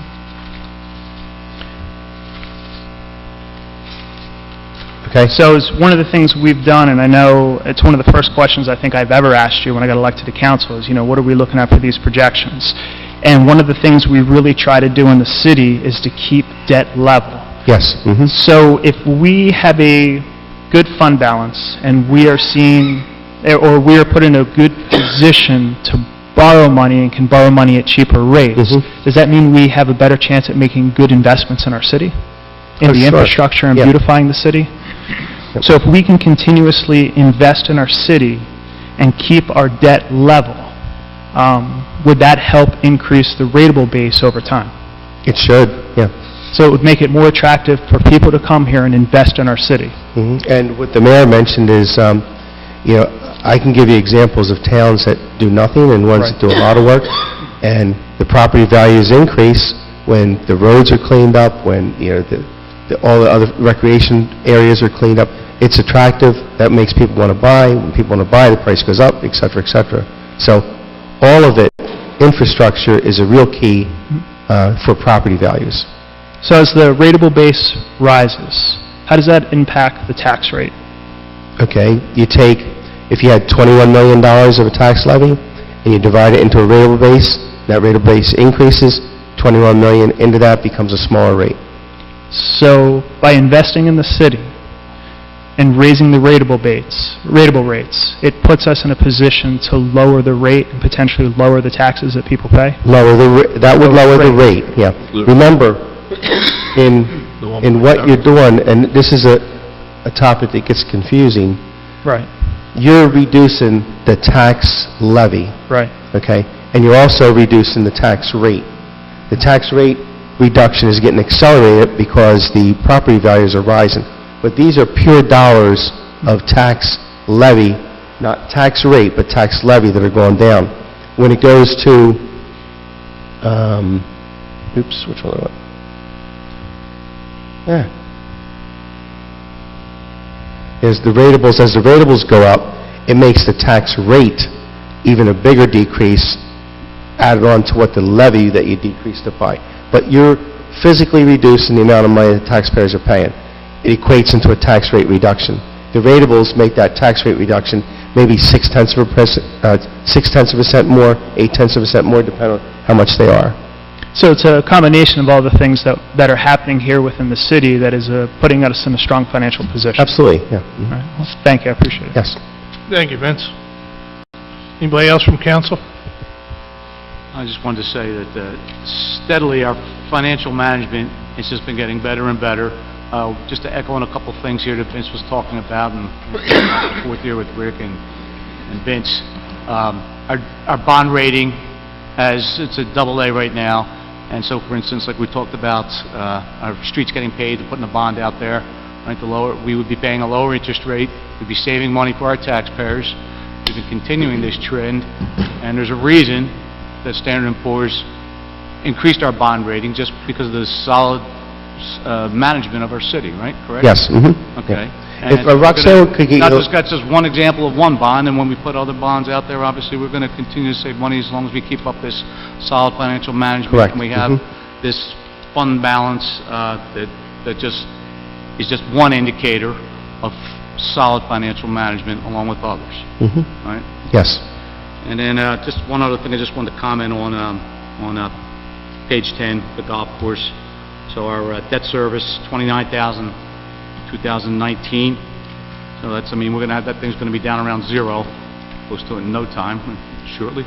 That's got a couple of years to go. That's a note that you have right now. It's around, Roxanne, what's the balance of that note? Maybe 700,000? 600,000, yeah. Okay, well, relatively speaking, I guess. And we'll have that property, we'll be able to have total outright ownership of it, essentially, more or less. Well, you do now, but... We do now. Yeah. Okay. That was something else. Right. Yeah. Okay. That was drainage. Okay. Very good. Thank you. And equipment, yeah. Okay, Dennis, thank you. Anybody else from the council? Well, just have to compliment all the department heads and everyone who control the costs and meet their budgets. And Leon, year after year after year, it's amazing what you do. And Roxanne is tremendous, and Jimmy coming on board this year. And I think it just puts people at ease when you look at a place where you can come to and move to and live in and invest in, where you know you can count on financial stability and surplus efficiency and cost control. it's just, puts a lot of things at ease. And, you know, it's not a joke when I say that we've cut taxes 4 years in a row. And if you count 5 years, there was no tax increase 5 years ago. So, it's phenomenal. Thank you. Thanks, Councilman. I just have one question for Leon. How does the state view our audit that you sent up there with the budget from Roxanne? Do we have any kickback from the state, you know, any problems? No, we don't. I think when we first got into the majority, that our last auditor, we had, you know, the state of New Jersey kicked back like 22 items that were a problem on the audit. They might have, don't remember. Don't remember? Yeah. But no, we haven't had any problem with the state. Okay. Your audits accept it. And it's clean and everything Yes. else? No problems. Okay, I'm going to open it up to the public. Any questions for our professionals or anybody here? Yes, Mrs. Phil, come on up.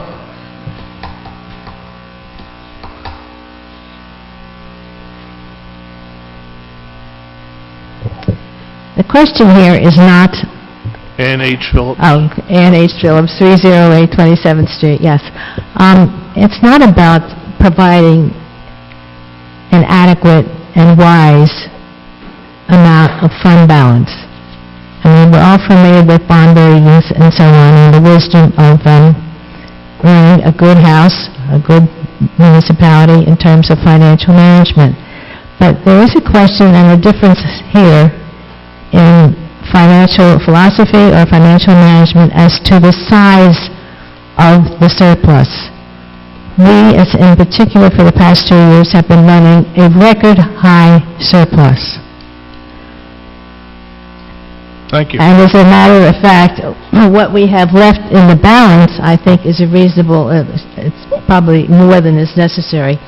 $3.4 million is left once 2.8 is taken into the budget. That's correct. And what it comes down to is the less that is allocated from that surplus, the more taxpayers have to pay. And I think what we are saying is there is room in that surplus to put more into the budget without jeopardizing your financial position in terms of bonds and so on. But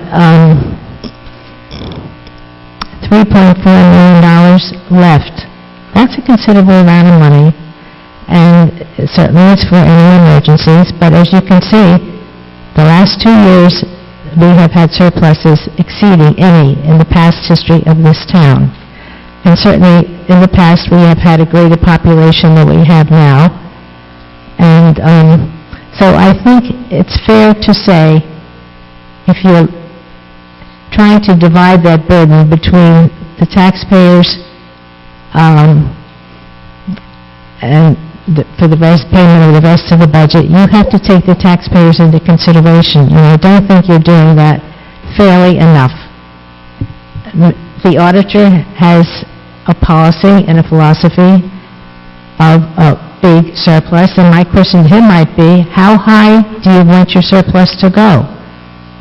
What to you is more than you need? Because I think what you're getting is excessive taxation that is not necessary, and people can use that money for that particular year. You're talking about long range, but you can also consider what is taking place in the current tax year.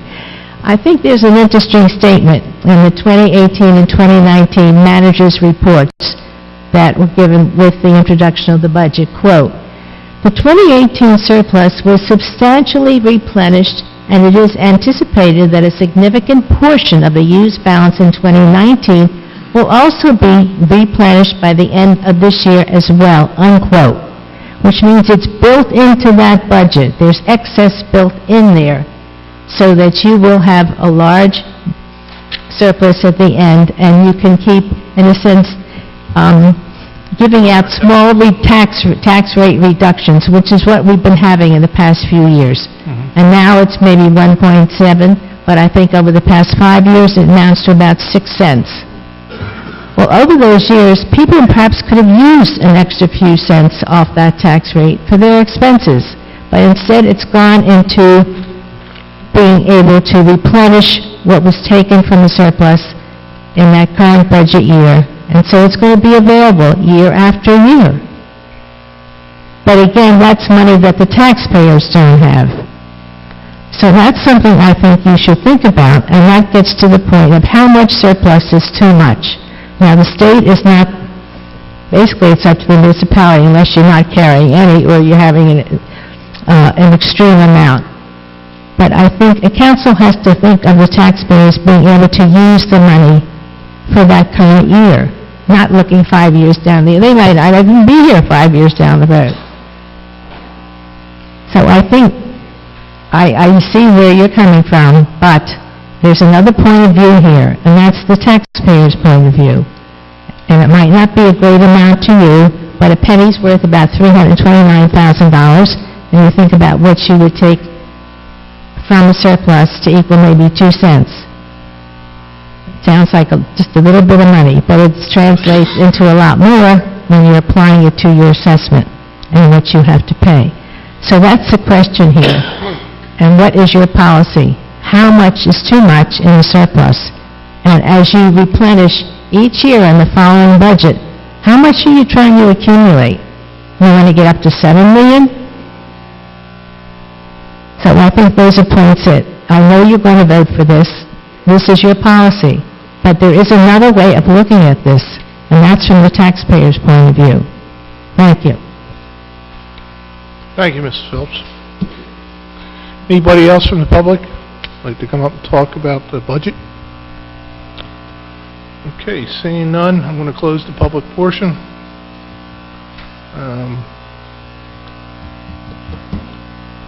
Any more council comments? Hearing none, let's have roll call, please. I'm sorry. Oh, okay, I'm sorry. It's been so long, I don't know where I was at. You do the self-examination. Self-examination. Got it. Self-examination.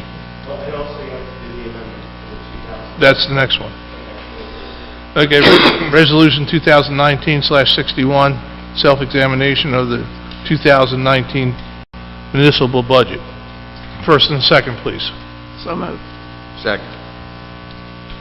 Okay, any questions on that? Okay. Resolution 2019/62, amendment. We have to vote. Well, do we have to do the amendment first? Examination. Okay. View, Yes. Terry, Yes. Haney, Yes. DeLucre, Yes. Reardon, Yes. Sarah, Yes. Mayor Simpson. Yes. Motion carried. Okay, Resolution 2019/62, amending of the 2019 budget. First and second, please. So moved. Second. And again, that's just adjusting the state aid, which is about... It's about $2,000 budget, amendment to the budget. Okay, any questions from council? Hearing none, can I have roll call, please? View, Yes. Lettieri, Yes. Haney, Yes. DeLucre, Yes. Reardon, Yes. Sarah, Yes. Mayor Simpson. Yes. Motion carried. Resolution 2019/35, adoption of the 2019 municipal budget. First and second, please. So moved. Second. Any more questions about the adoption?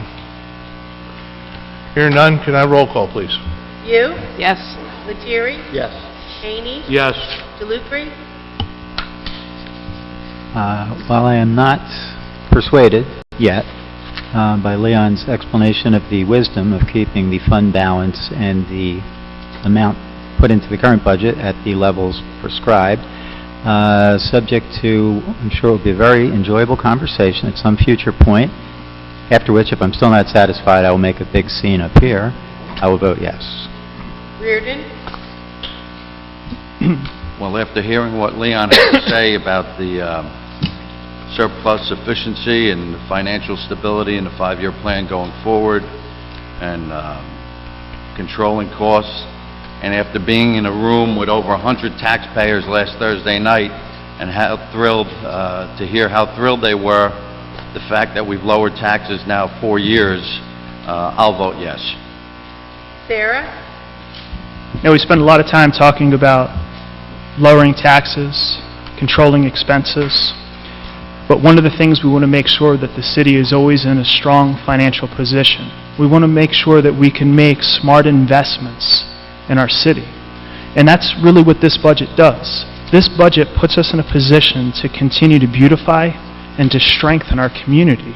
And it also puts us in a position to make sure that we can provide the high level of services that all the families and all the retirees of Brigantine deserve. And that's really what this is about. It's about financial management, it's about long-term planning, and it's about making sure that all of the people of our community are taken care of.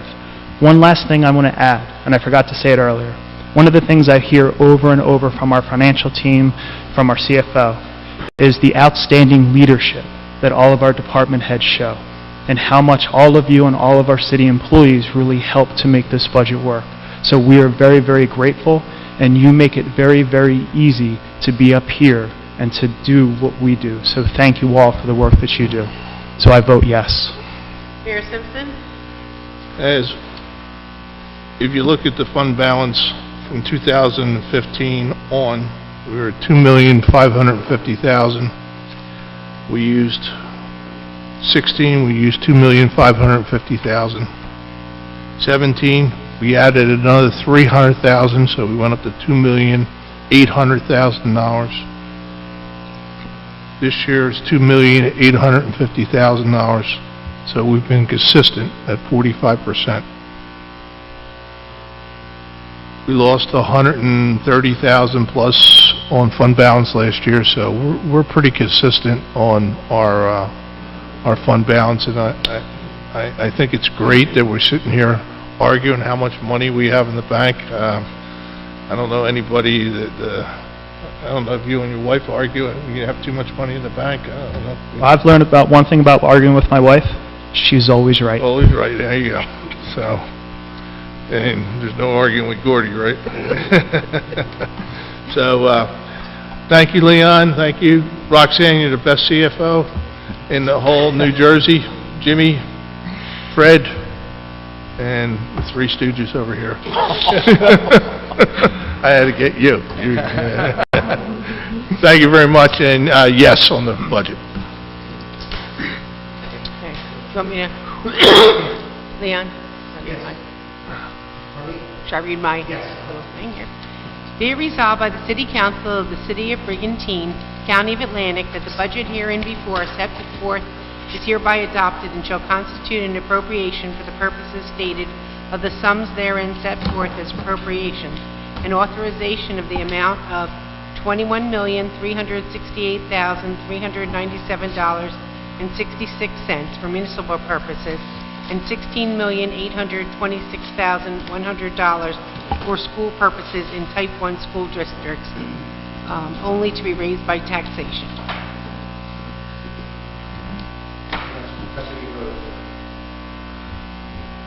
Thanks, Lynn.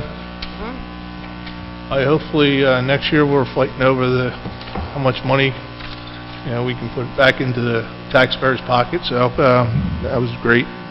Great debate, Mrs. Phillips, and I see your point, but also, see a professional's point of this. Okay, Resolution 2019/63, award of a contract, demolition and removal of existing buildings. Need a first and second, please. I'll make that motion. I'll second it. Any question on this? This is Lagoon Boulevard. Yeah. I do have a question, or, again, maybe several. I know the property we're talking about here. It's not too far from my house. What is the basis for the demolition? I mean, in terms of the legal basis, is this a determination from our construction official that it's an imminent hazard? Okay, and, Gone through. This has already been... Through the courts. It's already been through the court, yeah. okay, was there an appeal taken until it got into the courts? This has been going on probably a very long Since time. 15. Yeah, we've even, sorry, Jimmy, but it was happening during, I guess, last year. We've even given additional time to the court constraint. Things were supposed to happen by January 1st, and nothing's been done, nothing's changed. The owner has simply ignored that responsibility. So, yes, this was definitely all done legally and through the court system. So it sounds like we have a final court order authorizing us to demolish and to assess the cost back against the property? Thank you. That house is in the 4th Ward, right? It's been going on so long? Okay. And? Okay, I have. any other questions by council? Hearing none, can I roll call, please? Do we have a first and a second? Yeah, I thought it was first by Bew and seconded by Reardon. Okay, thank you. View? Yes. Lettieri? Yes. Haney? Yes. DeLucre? Yes. Reardon? Yes. Sarah? Yes. Mayor Simpson? Yes. Motion carries. Okay, Resolution 2019/64, awarding a contract, computer network and maintenance. First, second, please. I'll make that motion. Second. Second by Mr. Sarah, please. Thank you. Okay, any questions? What work does this cover, and is this a vendor we're already using? Can you repeat the last portion of it? I Oh. didn't hear you, Rick. There was two questions, actually. What is the work covered by this, and is this a vendor we're already using for that work? So, it covers almost everything, IT infrastructure-wise within the city. Mainland is a vendor that we have been using. We put an RFP out. They were the only ones who responded, and I'll be happy to report that it is a great benefit to keep them on board. They have helped put this system together that we have right now, comprehensive intrusion protection. They have a remote software system where they come in. They don't even have to come in. They get reports regularly on the status of every single computer and server in the city of Brigantine, here in City Hall, the Community Center, Public Works. When Beach Patrol is here, they go online, they get them. We get weekly or more visits from them. If we require it, if there's a piece of equipment that fails that can't be repaired remotely or whatever, they will come out and repair it. And they do quite a bit of the background work on our servers that helps keep our email humming, because we host our own email here, and we're unusual in the fact where we actually have our own server here on site as opposed to farming it out to Google or somebody else. And that's one of the services they provide. Thank you. Fred, you want to come over and join us? You had walk in front. He was taking a break. Okay. You want a 5-minute break? Okay. Check your lights. Are we running a little long for you? Confusing. It's confusing.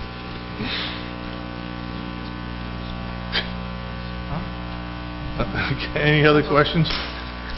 Now roll call, please. View? Yes. Lettieri? Yes. Haney? Yes. DeLucre? Yes. Reardon? Yes. Sarah? Yes. Mayor Simpson? Yes. Motion carries. Resolution 2019/65, awarding of contract, tax assessment, services, and appeals.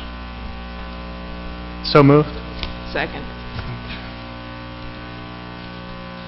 Any questions on tax assessment? Hearing none, can I have roll call, please? View? Yes. Lettieri? Yes. Haney? Yes. DeLucre? Yes. Reardon? Yes. Sarah? Yes. Mayor Simpson? Yes. Motion carries. Resolution 2019/66, awarding contract, consultant engineer services for 2018 miscellaneous drainage and improvement and concrete repair project. First and second, please. So moved. Second. Okay, any questions on this? Yeah. Jim, is this a written contract, and if not, what is the scope of work, and what are the terms? Okay, this is, go ahead. It was a continuation from 2018, that's Correct. There was a contract that was awarded in 18 that expired December 31st. The work, for whatever reason or a variety of reasons, was not completely finished. When I spoke with Ed about it, Ed recommended that we give it to Duran, let them continue it for the year, Duran Engineering, and it's $22,000 out of the $56,000 that we had allocated for the original contract. Okay, well, but the original contract that expired at the end of last year, Yes. according to the resolution, indicates that it was for preliminary and design engineering services, and this work that we're anticipating now is for for inspection and, trying to find the exact language there. This is for inspection during the actual construction phase, right? I'm looking at the miscellaneous drainage improvements and concrete repair project. Yeah, that's the project, but the services that the engineer provided under the agreement that expired, according to this, were preliminary and design engineering services. So what are the services that we're anticipating the engineer will now provide under this new contract? Because we're in the construction phase, The right? contract last year was for miscellaneous engineering services, period. It was for $59,000. It didn't really specify whether it was design or whether it was construction. It was for miscellaneous engineering services. This project began during the time year. There were a lot of things that kept changing that this project then went into this year. It wasn't completed last year, which would have fallen under that miscellaneous engineering services would have been the construction of it.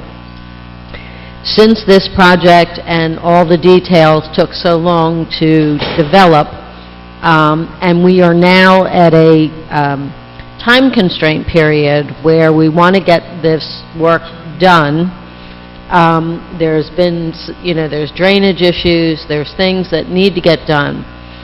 It's been recommended by our conflict engineer that we remain with the same engineers to get the continuity and stay off any delay in getting this project done. Whether a new engineer comes in, has to be brought up to speed with all the work that is being done. You had to go out. So this is where this premise came from. It's a matter of getting this project forward. And initially, the contract did not specify whether it was construction, inspection, preliminary design. It was just engineering services. Okay, but with that contract having expired, was there a reason why we couldn't have identified now, knowing where we stand in that project and what it is we expect the engineer to do from this point forward, why we couldn't have identified that, this is a contract for inspection services, blah, blah, blah? No, time is not allowing it. It went out to bid sometime in February. By the time we got the responses, we are now in the position where we want to move forward. The timing of the whole project is just critical. When you say it went out to bid, the work for the project went out to bid? Excuse me? I misunderstood your statement. You said it went out to bid. The work for the project went out to The bid. actual construction work went out to bid.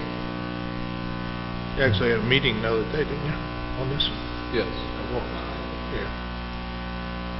And the construction work encompasses what exactly? Which locations are these, or which work? It's miscellaneous concrete work around the island. There's some work on Caverly. There's some curb on 35th Street and Ocean Avenue. 4th Street South. There's drainage work on 4th Street South from the Ocean Block underneath Brigantine Avenue coming up to halfway down 4th Street South. Seaside Road, a complete drainage and curb and sidewalk repair. And there is a few other miscellaneous concrete. 13th and Ocean Avenue, on the ocean side, there's a manhole in the middle of the beach path that we have it's a trip and fall. That's one of them. I'm getting old, I forget the color. There's a couple other ones. And it Well, was it's just pretty thorough. recently approved by council, the actual construction. So Okay, the thank you. engineering services, I guess the design has already been done. This is for the inspection and follow-through through the construction. So, okay, that answers my question. Thank you. Okay, any other Typically, we've questions? been doing that. I mean, Yeah, we have, we've yeah. been keeping that continuity between the engineer that does the Right. design and keep them in the construction phase. It's their design, it's their work, and it just has been working out well, taking that. Yeah. One of the things Mr. Stinson explained to me, he said when you go with projects, the reason it's important to keep the continuity of the engineering firm is because nobody wants to take responsibility for someone else's work. So if there's an engineer on site and something comes up that's unseen, that engineer can make changes because it's their work, it's their responsibility. If you have a different company go through the construction phase of it, they're not going to want to take the responsibility. If something changes or something's different, they're going to tell you that they want to do a whole new redesign because it's now their work. And that's, I guess I agree with that philosophy. You know, keep the continuity so you keep the responsibility on the person who created the design.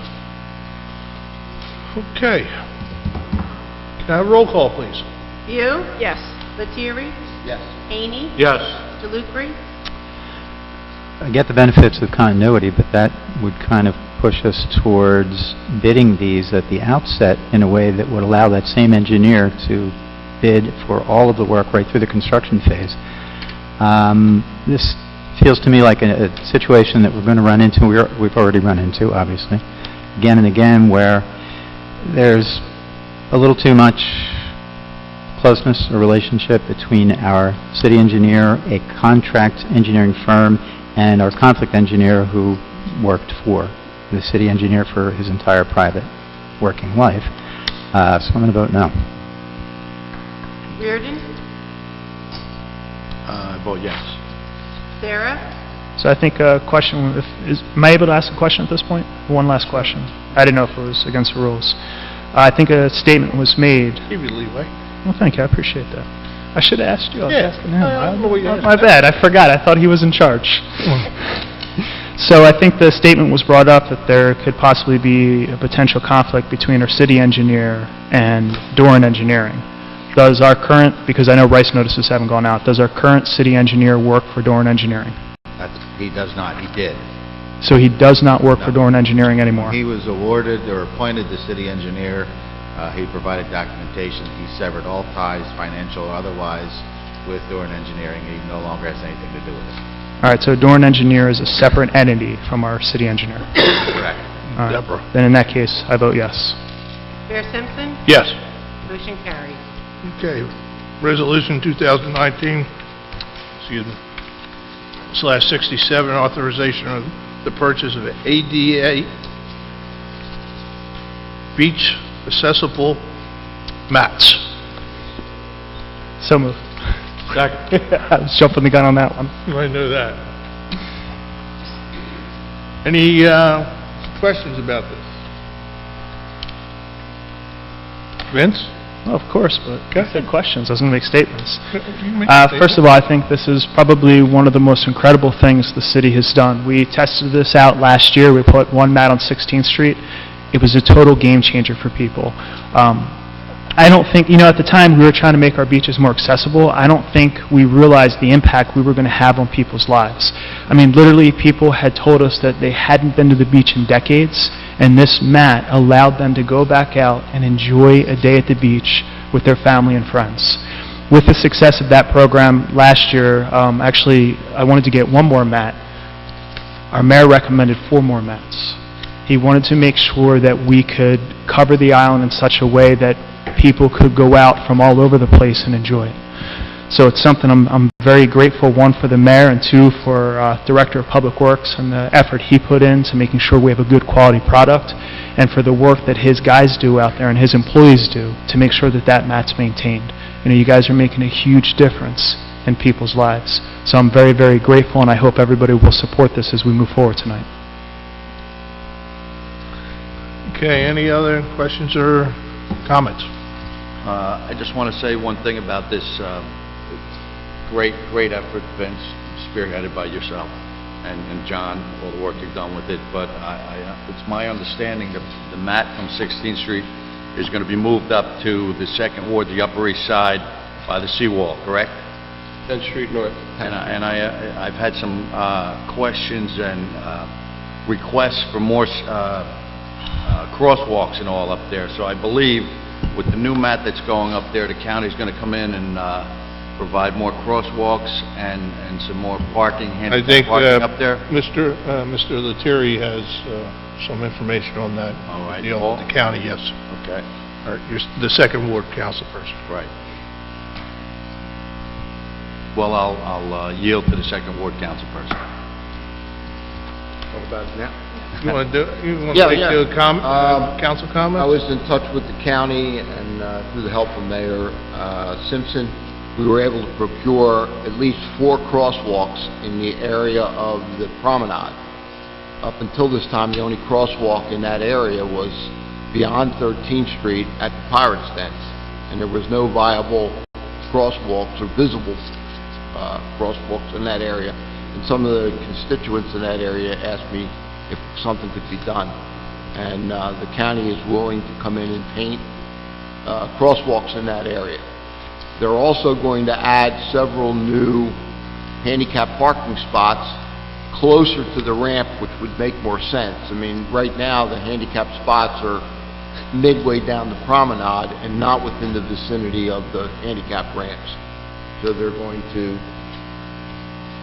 add some handicap parking there, additional parking to what's already exists, but they're all going to be moved down to the ramp areas, so that it makes it easier for handicapped people to park and then be able to walk the ramp and gain access to the promenade. Yeah, good job, Paul. Good, yep. Any other comments or?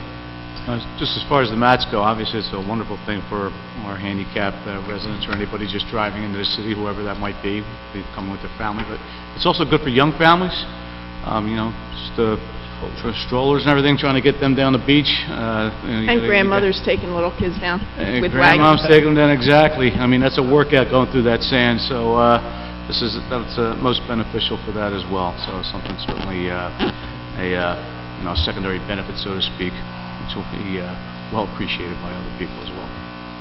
Thank you. You know, thank God we had surplus, we could take it out of there.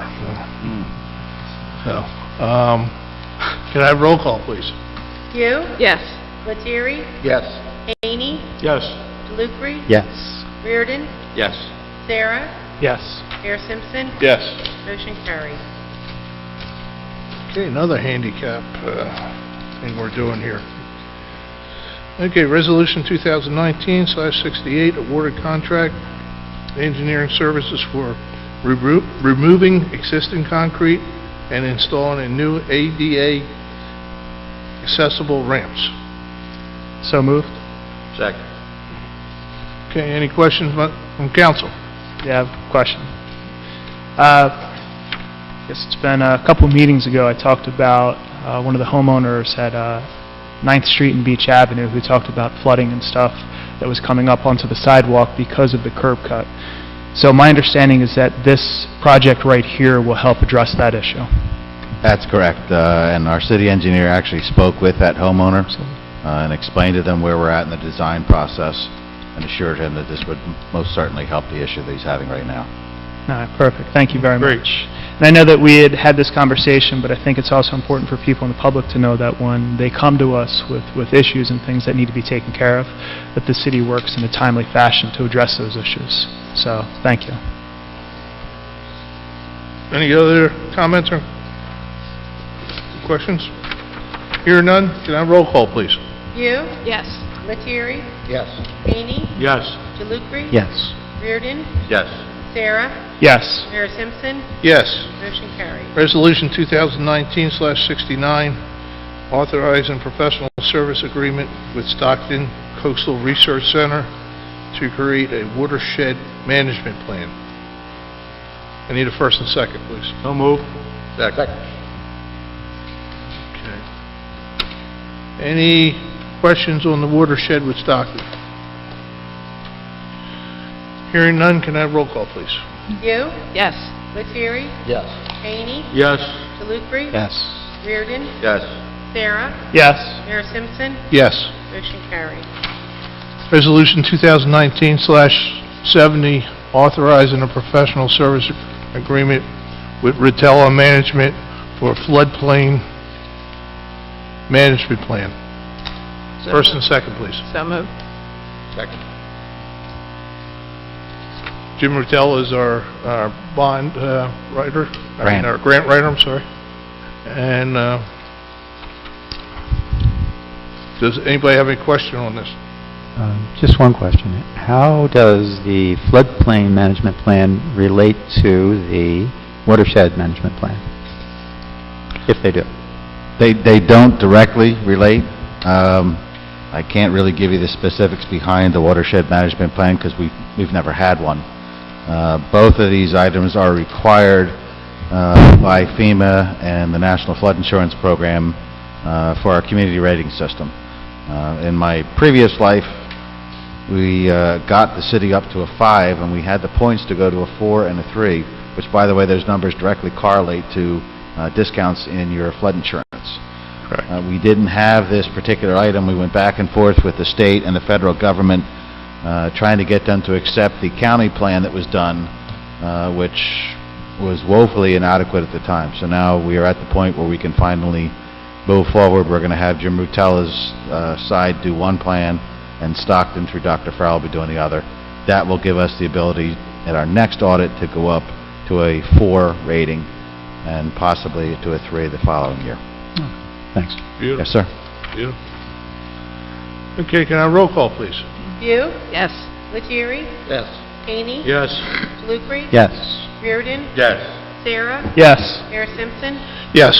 Motion carried. Resolution 2019/71, awarding contract to replace HVAC unit in City Hall. First and second, please. I'll make second. Any questions? You really need this? Yeah. Pardon me? You really need this? This replacement? I thought it worked perfectly. People get warm, people get hot. Not with that tie on. I like that tie. Okay, can I have roll call, please? View, Yes. Lettieri, Yes. Hany, Yes. Jalukri. Yes. Reardon, Yes. Sarah, Yes. Mayor Simpson. Yes. Motion carried. Resolution 2019/72, rental registration refund. First and second, please. So moved. Second.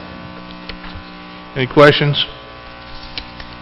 Hearing none, can I have roll call, please? View, Yes. Lettieri, Yes. Hany, Yes. Jalukri. Yes. Reardon, Yes. Sarah, Yes. Mayor Simpson. Yes. Motion carried. Resolution 2019/73, roadway permit. First and second, please. So moved. Second. Any questions on the permit? So have a roll call, please. View, Yes. Lettieri, Yes. Hany, Yes. Jalukri. Yes. Reardon, Yes. Sarah, Yes. Mayor Simpson. Yes. Motion carried. Okay, we're going to our consent agenda. St. Thomas raffle license number 876. St. Thomas raffle license number 877. Crossroads Bubble Ball Soccer request. Food truck event request. Cultural arts Easter egg hunt request. We have first and second. So moved. Second. Any questions on these A through E requests? Hearing none, can I have roll call, please? View, Yes. Lettieri? Yes. Haney? Yes. Delupre? Yes. Reardon? Yes. Sarah? Yes. Mayor Simpson? Yes. Motion carried. We're going to head into our council management discussion. My recommendation on these agendas, Jim, that we get rid of number 31, council comments, because it seems redundant that we talk about it here, then, so maybe we can take it off the agenda. Okay. Okay? You have anything for us? I'd like to give an engineering update, if I could, some of the many projects we have going on the island at once here. Seems like every time you make a right-hand turn, we're going into a There's road closed place. There's a detour Yep. somewhere, most of which is the gas company. But real quickly, we have completed all of the bulkhead replacement projects that were on tap. They're estimated... Are we going to have another phase on that? Another phase of replacements? Yeah, there'll be the next phase will kick off with the northern side of the boat ramp. Okay. But they're estimated to close out this phase in May. The stormwater pump stations, we're pretty much in the same area that we were the last time. We're getting ready to restart the work at 34th Street. Jenkins Parkway is just about finished, 95%, 98% finished. An overall completion date of June of 2019 for all three of the pump stations. We're still in the wait and see phase for the generators for the wells. The design project portion of it has been completed. The bid date is going to be sometime this month. We have a sanitary sewer replacement for Roosevelt and Sheridan. The engineering proposals were put in, and recommendation to award the project to Roberts Engineering has been made by the city engineer. We still have 6 new generators for including City Hall, which obviously has been online for some time. The rest of them we're still waiting for the design phase and the funding phase. Dorn Engineering's projects that are out there, we have the East Evans Boulevard Drainage Project. All 1,700 feet of the pipe has been directionally drilled down East Evans. The pumps and generator controls are on order, and we are about 75% complete for the entire job. We just talked about the miscellaneous drainage improvement and concrete repairs. That was awarded to West Bay Construction, and we just had the pre-construction meeting. That's going to include the drainage at 4th Street South and the Beach Street end, van accessible ADA parking at the rowing club to replace the spot that's sitting there right now on the Bayshore Avenue south side. New concrete gutter 16th Street, Ocean Avenue to Brigantine Avenue, new sidewalk and ADA compliant sidewalk at 13th Street South on the beach. New concrete gutter and curbing from 33rd Street South, 35th Street South on Ocean Avenue. And a reconstruction of a failing stormwater pipe on Surfside Road. Mazer Consulting, we are still waiting for the DEP to come back with the permits. That is the Ocean Drive West drainage issues we've been dealing with for several years now. And we are waiting for the DEP to give us the permits for the golf course ponds and drainage ditches. We are still waiting, again, for the DEP for the city dock to do our dredging and bulkheading work there. The salt building, Remington, Vernick, and Wahlberg. According to John Doring, the concrete was poured for the floor, and 7 days after the concrete was poured, we can begin construction of the building, which, if I understood, has been delivered or will be shortly. It's delivered, it's sitting in the yard.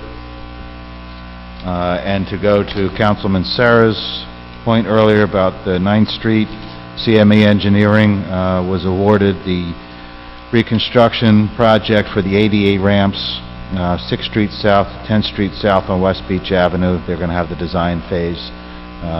Obviously, some of the curb corners and ramps are not completely ADA compliant, and Some of them were built a lot lower than they should have been, resulting in the flooding that your constituent mentioned. We should have this out to bid sometime in the beginning of June. And finally, we have a couple of upcoming projects. The application is being made to the ACIA, which is the Atlantic County Improvement Authority. We're asking them for additional ramps, funding for additional ramps on West Beach Avenue. The application is due next week, and Jim Patella is working on it. We did have a collapse of a sanitary sewer line on Brigantine Boulevard from the Circle to about the 32nd and half alley. John Doring and the city engineer reviewing all the issues are going to make a recommendation for the repair issues on it. And obviously the gas company work is continuing. I'll repeat again, if folks have damage, they need to make note of it. They can call my office, they can email me, they can call the city engineer. We will pass it on to the gas company. They have been very, very responsive when it comes to the issues that folks have had throughout this construction phase. Down in our area, in Ward 1, they're getting to the point now where they're going to start running the services to the homes. They have pulled most of the mains that they have to back, especially back in our area, West Shore, Sterling, Bobby Jones. So we are going to start probably seeing more damage calls, complaints. But as long as folks let somebody know officially, not just, hey, I've got an issue, they have been outstanding getting those rectified. That's it. Thank you, Mayor. Great great job. Sounds like we're getting a lot of things done. Yes. We've been stuck at the bud there for a while, and we're moving along pretty good. Okay, First Ward? All right, I have a few things. Just be ready. In the next month, we're going to be talking a lot about our bag ban coming into effect June 1st. I will be meeting with different organizations. We will have notices in the newspapers, on the radio, on our TV station 97, and just announcing that. Oh, and we'll also be meeting with the businesses on the island, telling them that this ban is coming into effect on June 1st. I just want to let the public know that there is a telephone scam going around right now. They call, it comes up on your phone, Atlantic City Electric. They identify themselves as being from the Atlantic City Electric Company. They actually gave me my address. They said, you live at this, yes, this is my address. They told me that they had somebody coming within the next 30 minutes to shut off my service because I hadn't paid my bill in the last 2 months. Well, I had my bill right in front. It's automatically deducted from my bank account. I knew that it was a scam right then and there. They gave me a phone number to call. So while I was on the phone with the real electric company with a number from my bill, my husband called back the other one, and the guy said, oh, well, you've got to do this, you've got to do that. Of course, we didn't do anything, and I later in the day talked to somebody, a friend of mine, who actually listened to them, went and bought a prepaid gift card, sent them $300. She was scared. She thought that, she had missed a payment. Actually, so she's out $300. And this is an intelligent woman. She was scared to death. I spoke with Lieutenant Brian Feehan from the police department yesterday. He immediately put it up on our social media. He sent me a text today. It's going to be on the front page of the local newspapers this week, just warning our residents, don't fall for these scams. The electric company, the gas company, they do not call you randomly and tell you this. They will send you letters, they will send you notices in your bill. They do not make phone calls. They don't ask for gift cards. They don't ask for prepaid gift cards also. And one other item, I today attended a seminar that Paul Amalfitano held down at the community center on arthritis. It was nicely attended. There were about a dozen people listening to, as he gave a very informative session about ideas and suggestions for anyone who suffers from arthritis pain. And I just think it's wonderful that our Community Education and Recreation Department offers symposiums like this to our public for no fee at all. Paul even had some fruit and water for the people that came, and it's just such a fabulous service that we provide for our, not only our seniors, for anybody that is interested. Thank you. Thank you. Yep. Paul? Well, we already talked about the crosswalks and stuff like that, but I did attend the Recreation Committee meeting the other night, and I was told that the tennis courts are being cleaned up now and some minor repairs being done.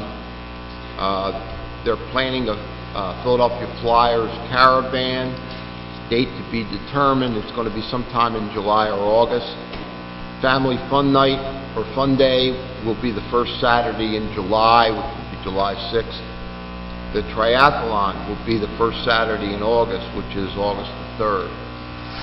The concert series also starts on April 24th here in the school auditorium, and you can get a list of the performances at the rec center.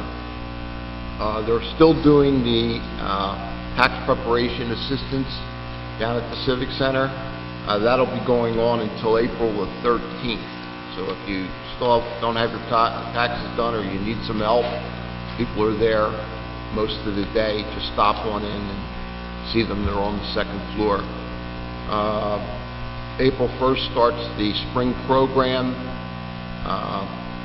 Brochures for the summer will be available as of May 1st.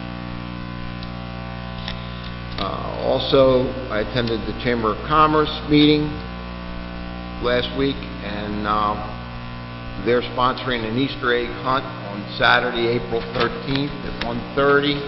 That'll take place at the Brigantine Community Center, also at 42nd Street. Special appearances by your favorite characters. The ages are toddlers through grade 4. You mean us? You're walking on my line. That Easter bunny suit on right now. That might be the case with characters, right? Anyway, that's what I have from the Recreation Committee and from the Commerce. And the Commerce Committee is looking forward to a prosperous summer. They have some plans that they're going to put in place to kind of raise awareness. And I think there was a talk, too, about food truck. I don't know if I mentioned that. Yeah, we truck. Yeah. Gonna have a Festival. And that's dates to be determined also. So watch for that. How's the seniors getting along down there? Seniors are great. The revolt over? The revolt is over. They're starting to return. They're happy. Starting to return to normal? Things are back to normal. Okay, good. The few that They got the girl back, they're happy. Dennis? Just to kind of follow up a little bit on what Paul was speaking about. I don't know if there's been any kind of change or anything. I was told maybe with the tax preparation, it might be April 10th, possibly the last day, but just like you mentioned, stopping, there's a problem with the phone line down there as far as the AARP people taking care of doing the tax preparation. So they want them to stop in physically on either Saturday or Wednesday between 9 and 2 p.m. to make an appointment. And I don't know whether it's going to be the 10th or the 13th. Stop in, they'll know for sure. They can call in just to find out that limited information anyway. Beach tags, got a couple months yet just for the till June 1st until they go up to $20. They're still $15. The four-wheel drives already went to $200, so that's not going to change. Also, anybody from the age of 60 to 64, they've got until June 1st as well to take advantage of that. I think it's an $8 tag that will go up to $20. Ballroom dancing, for those just a few people, some messages out there for the young and the old. Ballroom dancing started April 1st. For those who are interested in our viewing audience or anybody right here. Okay. Just for Kids, maybe we got that started on Tuesday, yesterday. But maybe I'm sure they still got some spots there, and maybe we got a young Bobby Fischer out there Maybe he's right here in Brigantine, who knows? Pizza with Police, our men in blue, that'll be a week from this Friday, April 12th, at 6 o'clock. Sure they call, if anyone wants to call and get some limited information down at the community center or, the admin people, police, if they happen to call in there, I'm sure they can direct them to the right person. That's always good, I think, for the, being in law enforcement myself all those years, and it's good to get the kids interact at a young age and let them know that we're their friends. We're here to help people. Obviously there's times of need where it goes in a different area, but it's good to reach out at a young age to these kids and just really let them know what we're all about. What the police are all about, excuse me. Cultural Arts Commission, just kind of venturing in a different little area here, but this is posted down at the CER. That'll be April 28th. There's going to be it's going to be Mad Adam and the Duo. Okay, Mad Adam and the Duo playing the music of the Beatles, and also a musical tribute with the anniversary of Woodstock. That might be pretty neat. That'll be down Laguna, April 28th, 2 to 5 p.m. There's tickets for that. And just to add a little bit, just to Paul was talking about the concerts at the North School Auditorium. There'll be 7 of those through the summer, and a total of 12 running through December 11th. And they're free. And they're free, yes. Yes, thank you. And Lynn, a little shout out to them. This is some early notice here, but July 17th at the Breakfast Club, right? Presbyterian says contact Lynn Sweeney. Lynn Sweeney. That was last year. Was last year? Oh, they still got it up there. They still have it up there? Yeah, they don't have, and it doesn't say. No, we didn't get a real good response to that. Call Lynn anyway. She's got nothing better to do. She'll handle your calls. We didn't get a good response. We tried. We were there Well, the year's not on here. every day for... I don't know if somebody threw some of these out. There was some I left don't know where over. that came from. Yeah. Anytime it says, particularly at 3 a.m. 5 minutes are up. Okay. Anytime. 5 minutes are up. My man, you get in the room to talk, okay? Okay, That's all I got. Thank you. Go ahead, Mike, it's all yours. Rick? No, it's not. I'm sorry. Start the clock. Just 2 things I wanted to mention. And one of them just came to mind based on some of the discussion we had earlier tonight about state funding or the lack of state funding for our school system, and the trend, unfortunate trend, that probably isn't going to change anytime soon, of that funding source decreasing as time goes on. And taking the bigger picture, the state having the financial difficulties that it is having, we should probably be preparing ourselves for other reductions in funding as time goes on.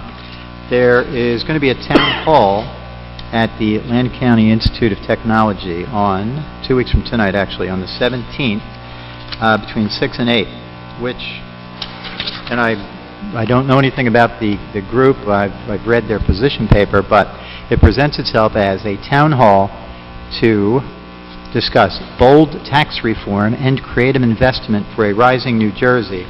And one of their key concerns is the apparent unsustainability of the state's present system of pension payments and other state expenditures, all of which impacts us, as we know. We would like to be, and we try to be self-sufficient here, but obviously we are part of a state, and what the state can't pay for, the individuals are going to have to pay for. So, anybody who's interested in maybe hearing people who are possibly, and again, I don't know the group, I haven't learned anything more about them yet, but anybody who's interested in hearing and maybe participating in discussion that's a little more serious-minded about what can happen and what should happen at the state level to get their financial house in order, that might be a worthwhile session. And the other very different type of event, but absolutely worthwhile, is the Knights of Columbus are sponsoring a blood drive this coming Saturday at St. Thomas Church between 9 and 2. If you want to make an appointment, when I signed up, there were still plenty of slots available. You can go online to the American Cross site, or you can call 1-800-RED-CROSS. Giving blood is something, with the exception of those who, for physical or other reasons, can't do it. If you're physically able to do it, it is absolutely one of the most worthwhile things you can do. When you give blood, those of you who have done it know this, you'll get follow-up from the Red Cross, and they'll explain to you where your blood went and what purposes it was put to, and it's always remarkable to see. I mean, it's a very real connection between the donation of your blood and, in a lot of cases, saving the life of, one or more than one other person who is desperately in need of it. Their supplies, unfortunately, are at near historic lows for whatever reasons. So if a person can make it out there, it'll take less than an hour, and it is very gratifying, and you'll know that it is something that has tremendous real-world benefit to your friends and neighbors. So that's Saturday at St. Thomas between 9 and 2. Thank you. Thanks, Rick. You good? You sure? Everyone's sure.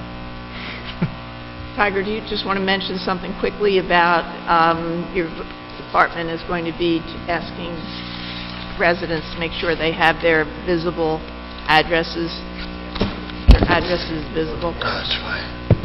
Yeah, so we've, as we go out on calls, obviously, a lot of times it's difficult to find the residents, with the missing addresses. So we are going to be putting something out. It'll be in the papers, and we'll be putting it on social media as well to try to encourage people. And it is code to do that, under construction code. So we're going to try to get the message out to encourage people and some, ideas of where exactly it's supposed to go and stuff like that. So, yeah, and they Not can only reach. for the fire department, but for the police department Yeah, absolutely. when they're responding. Yeah. Especially in an emergency situation, and we're going down the street, and it doesn't always work out where the numbers, jump from 2 to 4 to 6 to 8. Sometimes there's a gap somewhere, and if you have multiple houses in a row that do not have, or we can't find them, it could jeopardize or slow down a response. So, thank you. Thanks, Chief. Thanks, Karen. Mike? I guess one of the most impressive things that's happened over the last couple of weeks is the fact that the job you did with that senior citizen situation. Senior Gate? Senior Gate.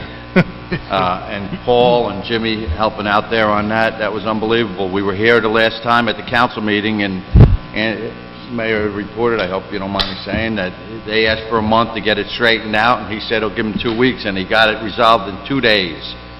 It was excellent. Very good.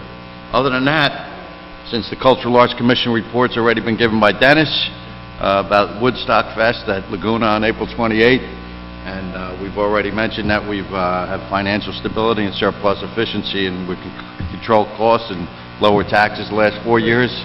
I don't have anything else to report. What did we do, Mike? Mike? I missed that. What did we do, Mike? Vince? Absolutely. I wanted to give people an update. One of the things the city's working on is a community wellness program. And kind of the genesis of this is there's a number of people on the island who have talked about the great things we do with youth sports and youth recreations. But they asked, what are we doing for retirees? What are we doing for senior citizens on the island? Because we need to make sure that we're taking care of the people who actually have been taking care of all of us for years.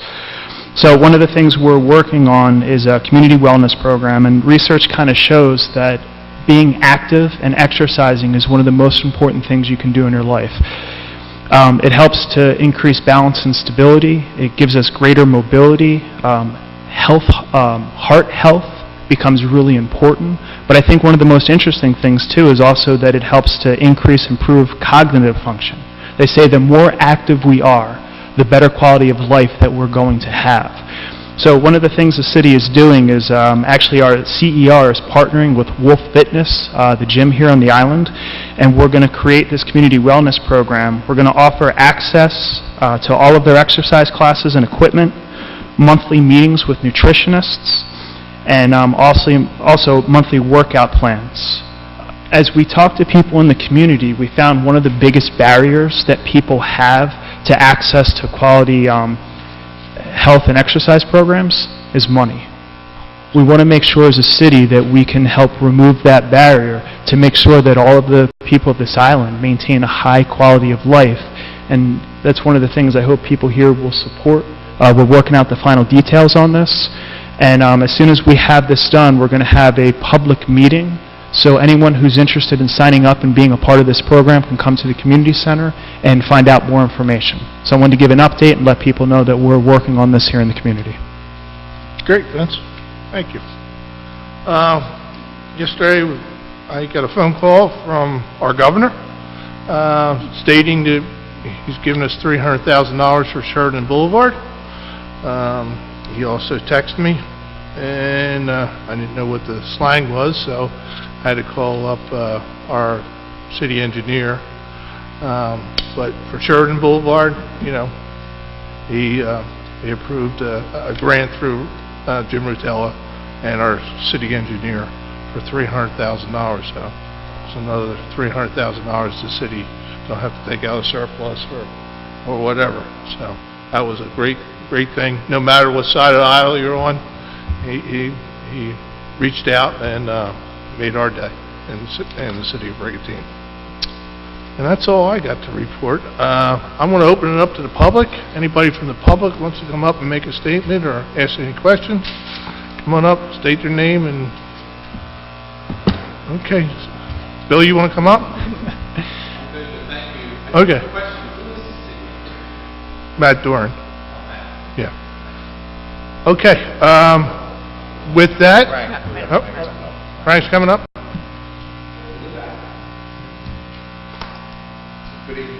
Good evening. Hi. I'm a full-time resident, just moved into the area about 15 months ago, and Mike has been my mentor. I have just a statement, it's not a complaint.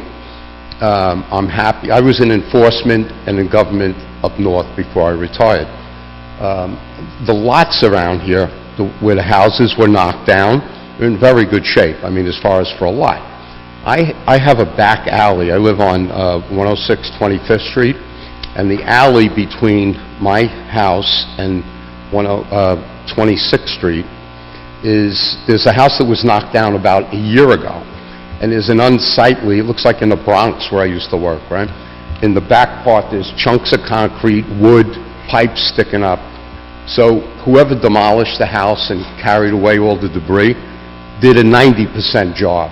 You know, and we go, and I love the town. It's beautiful over here. We beautified, we put a lot of money into our home to look nice.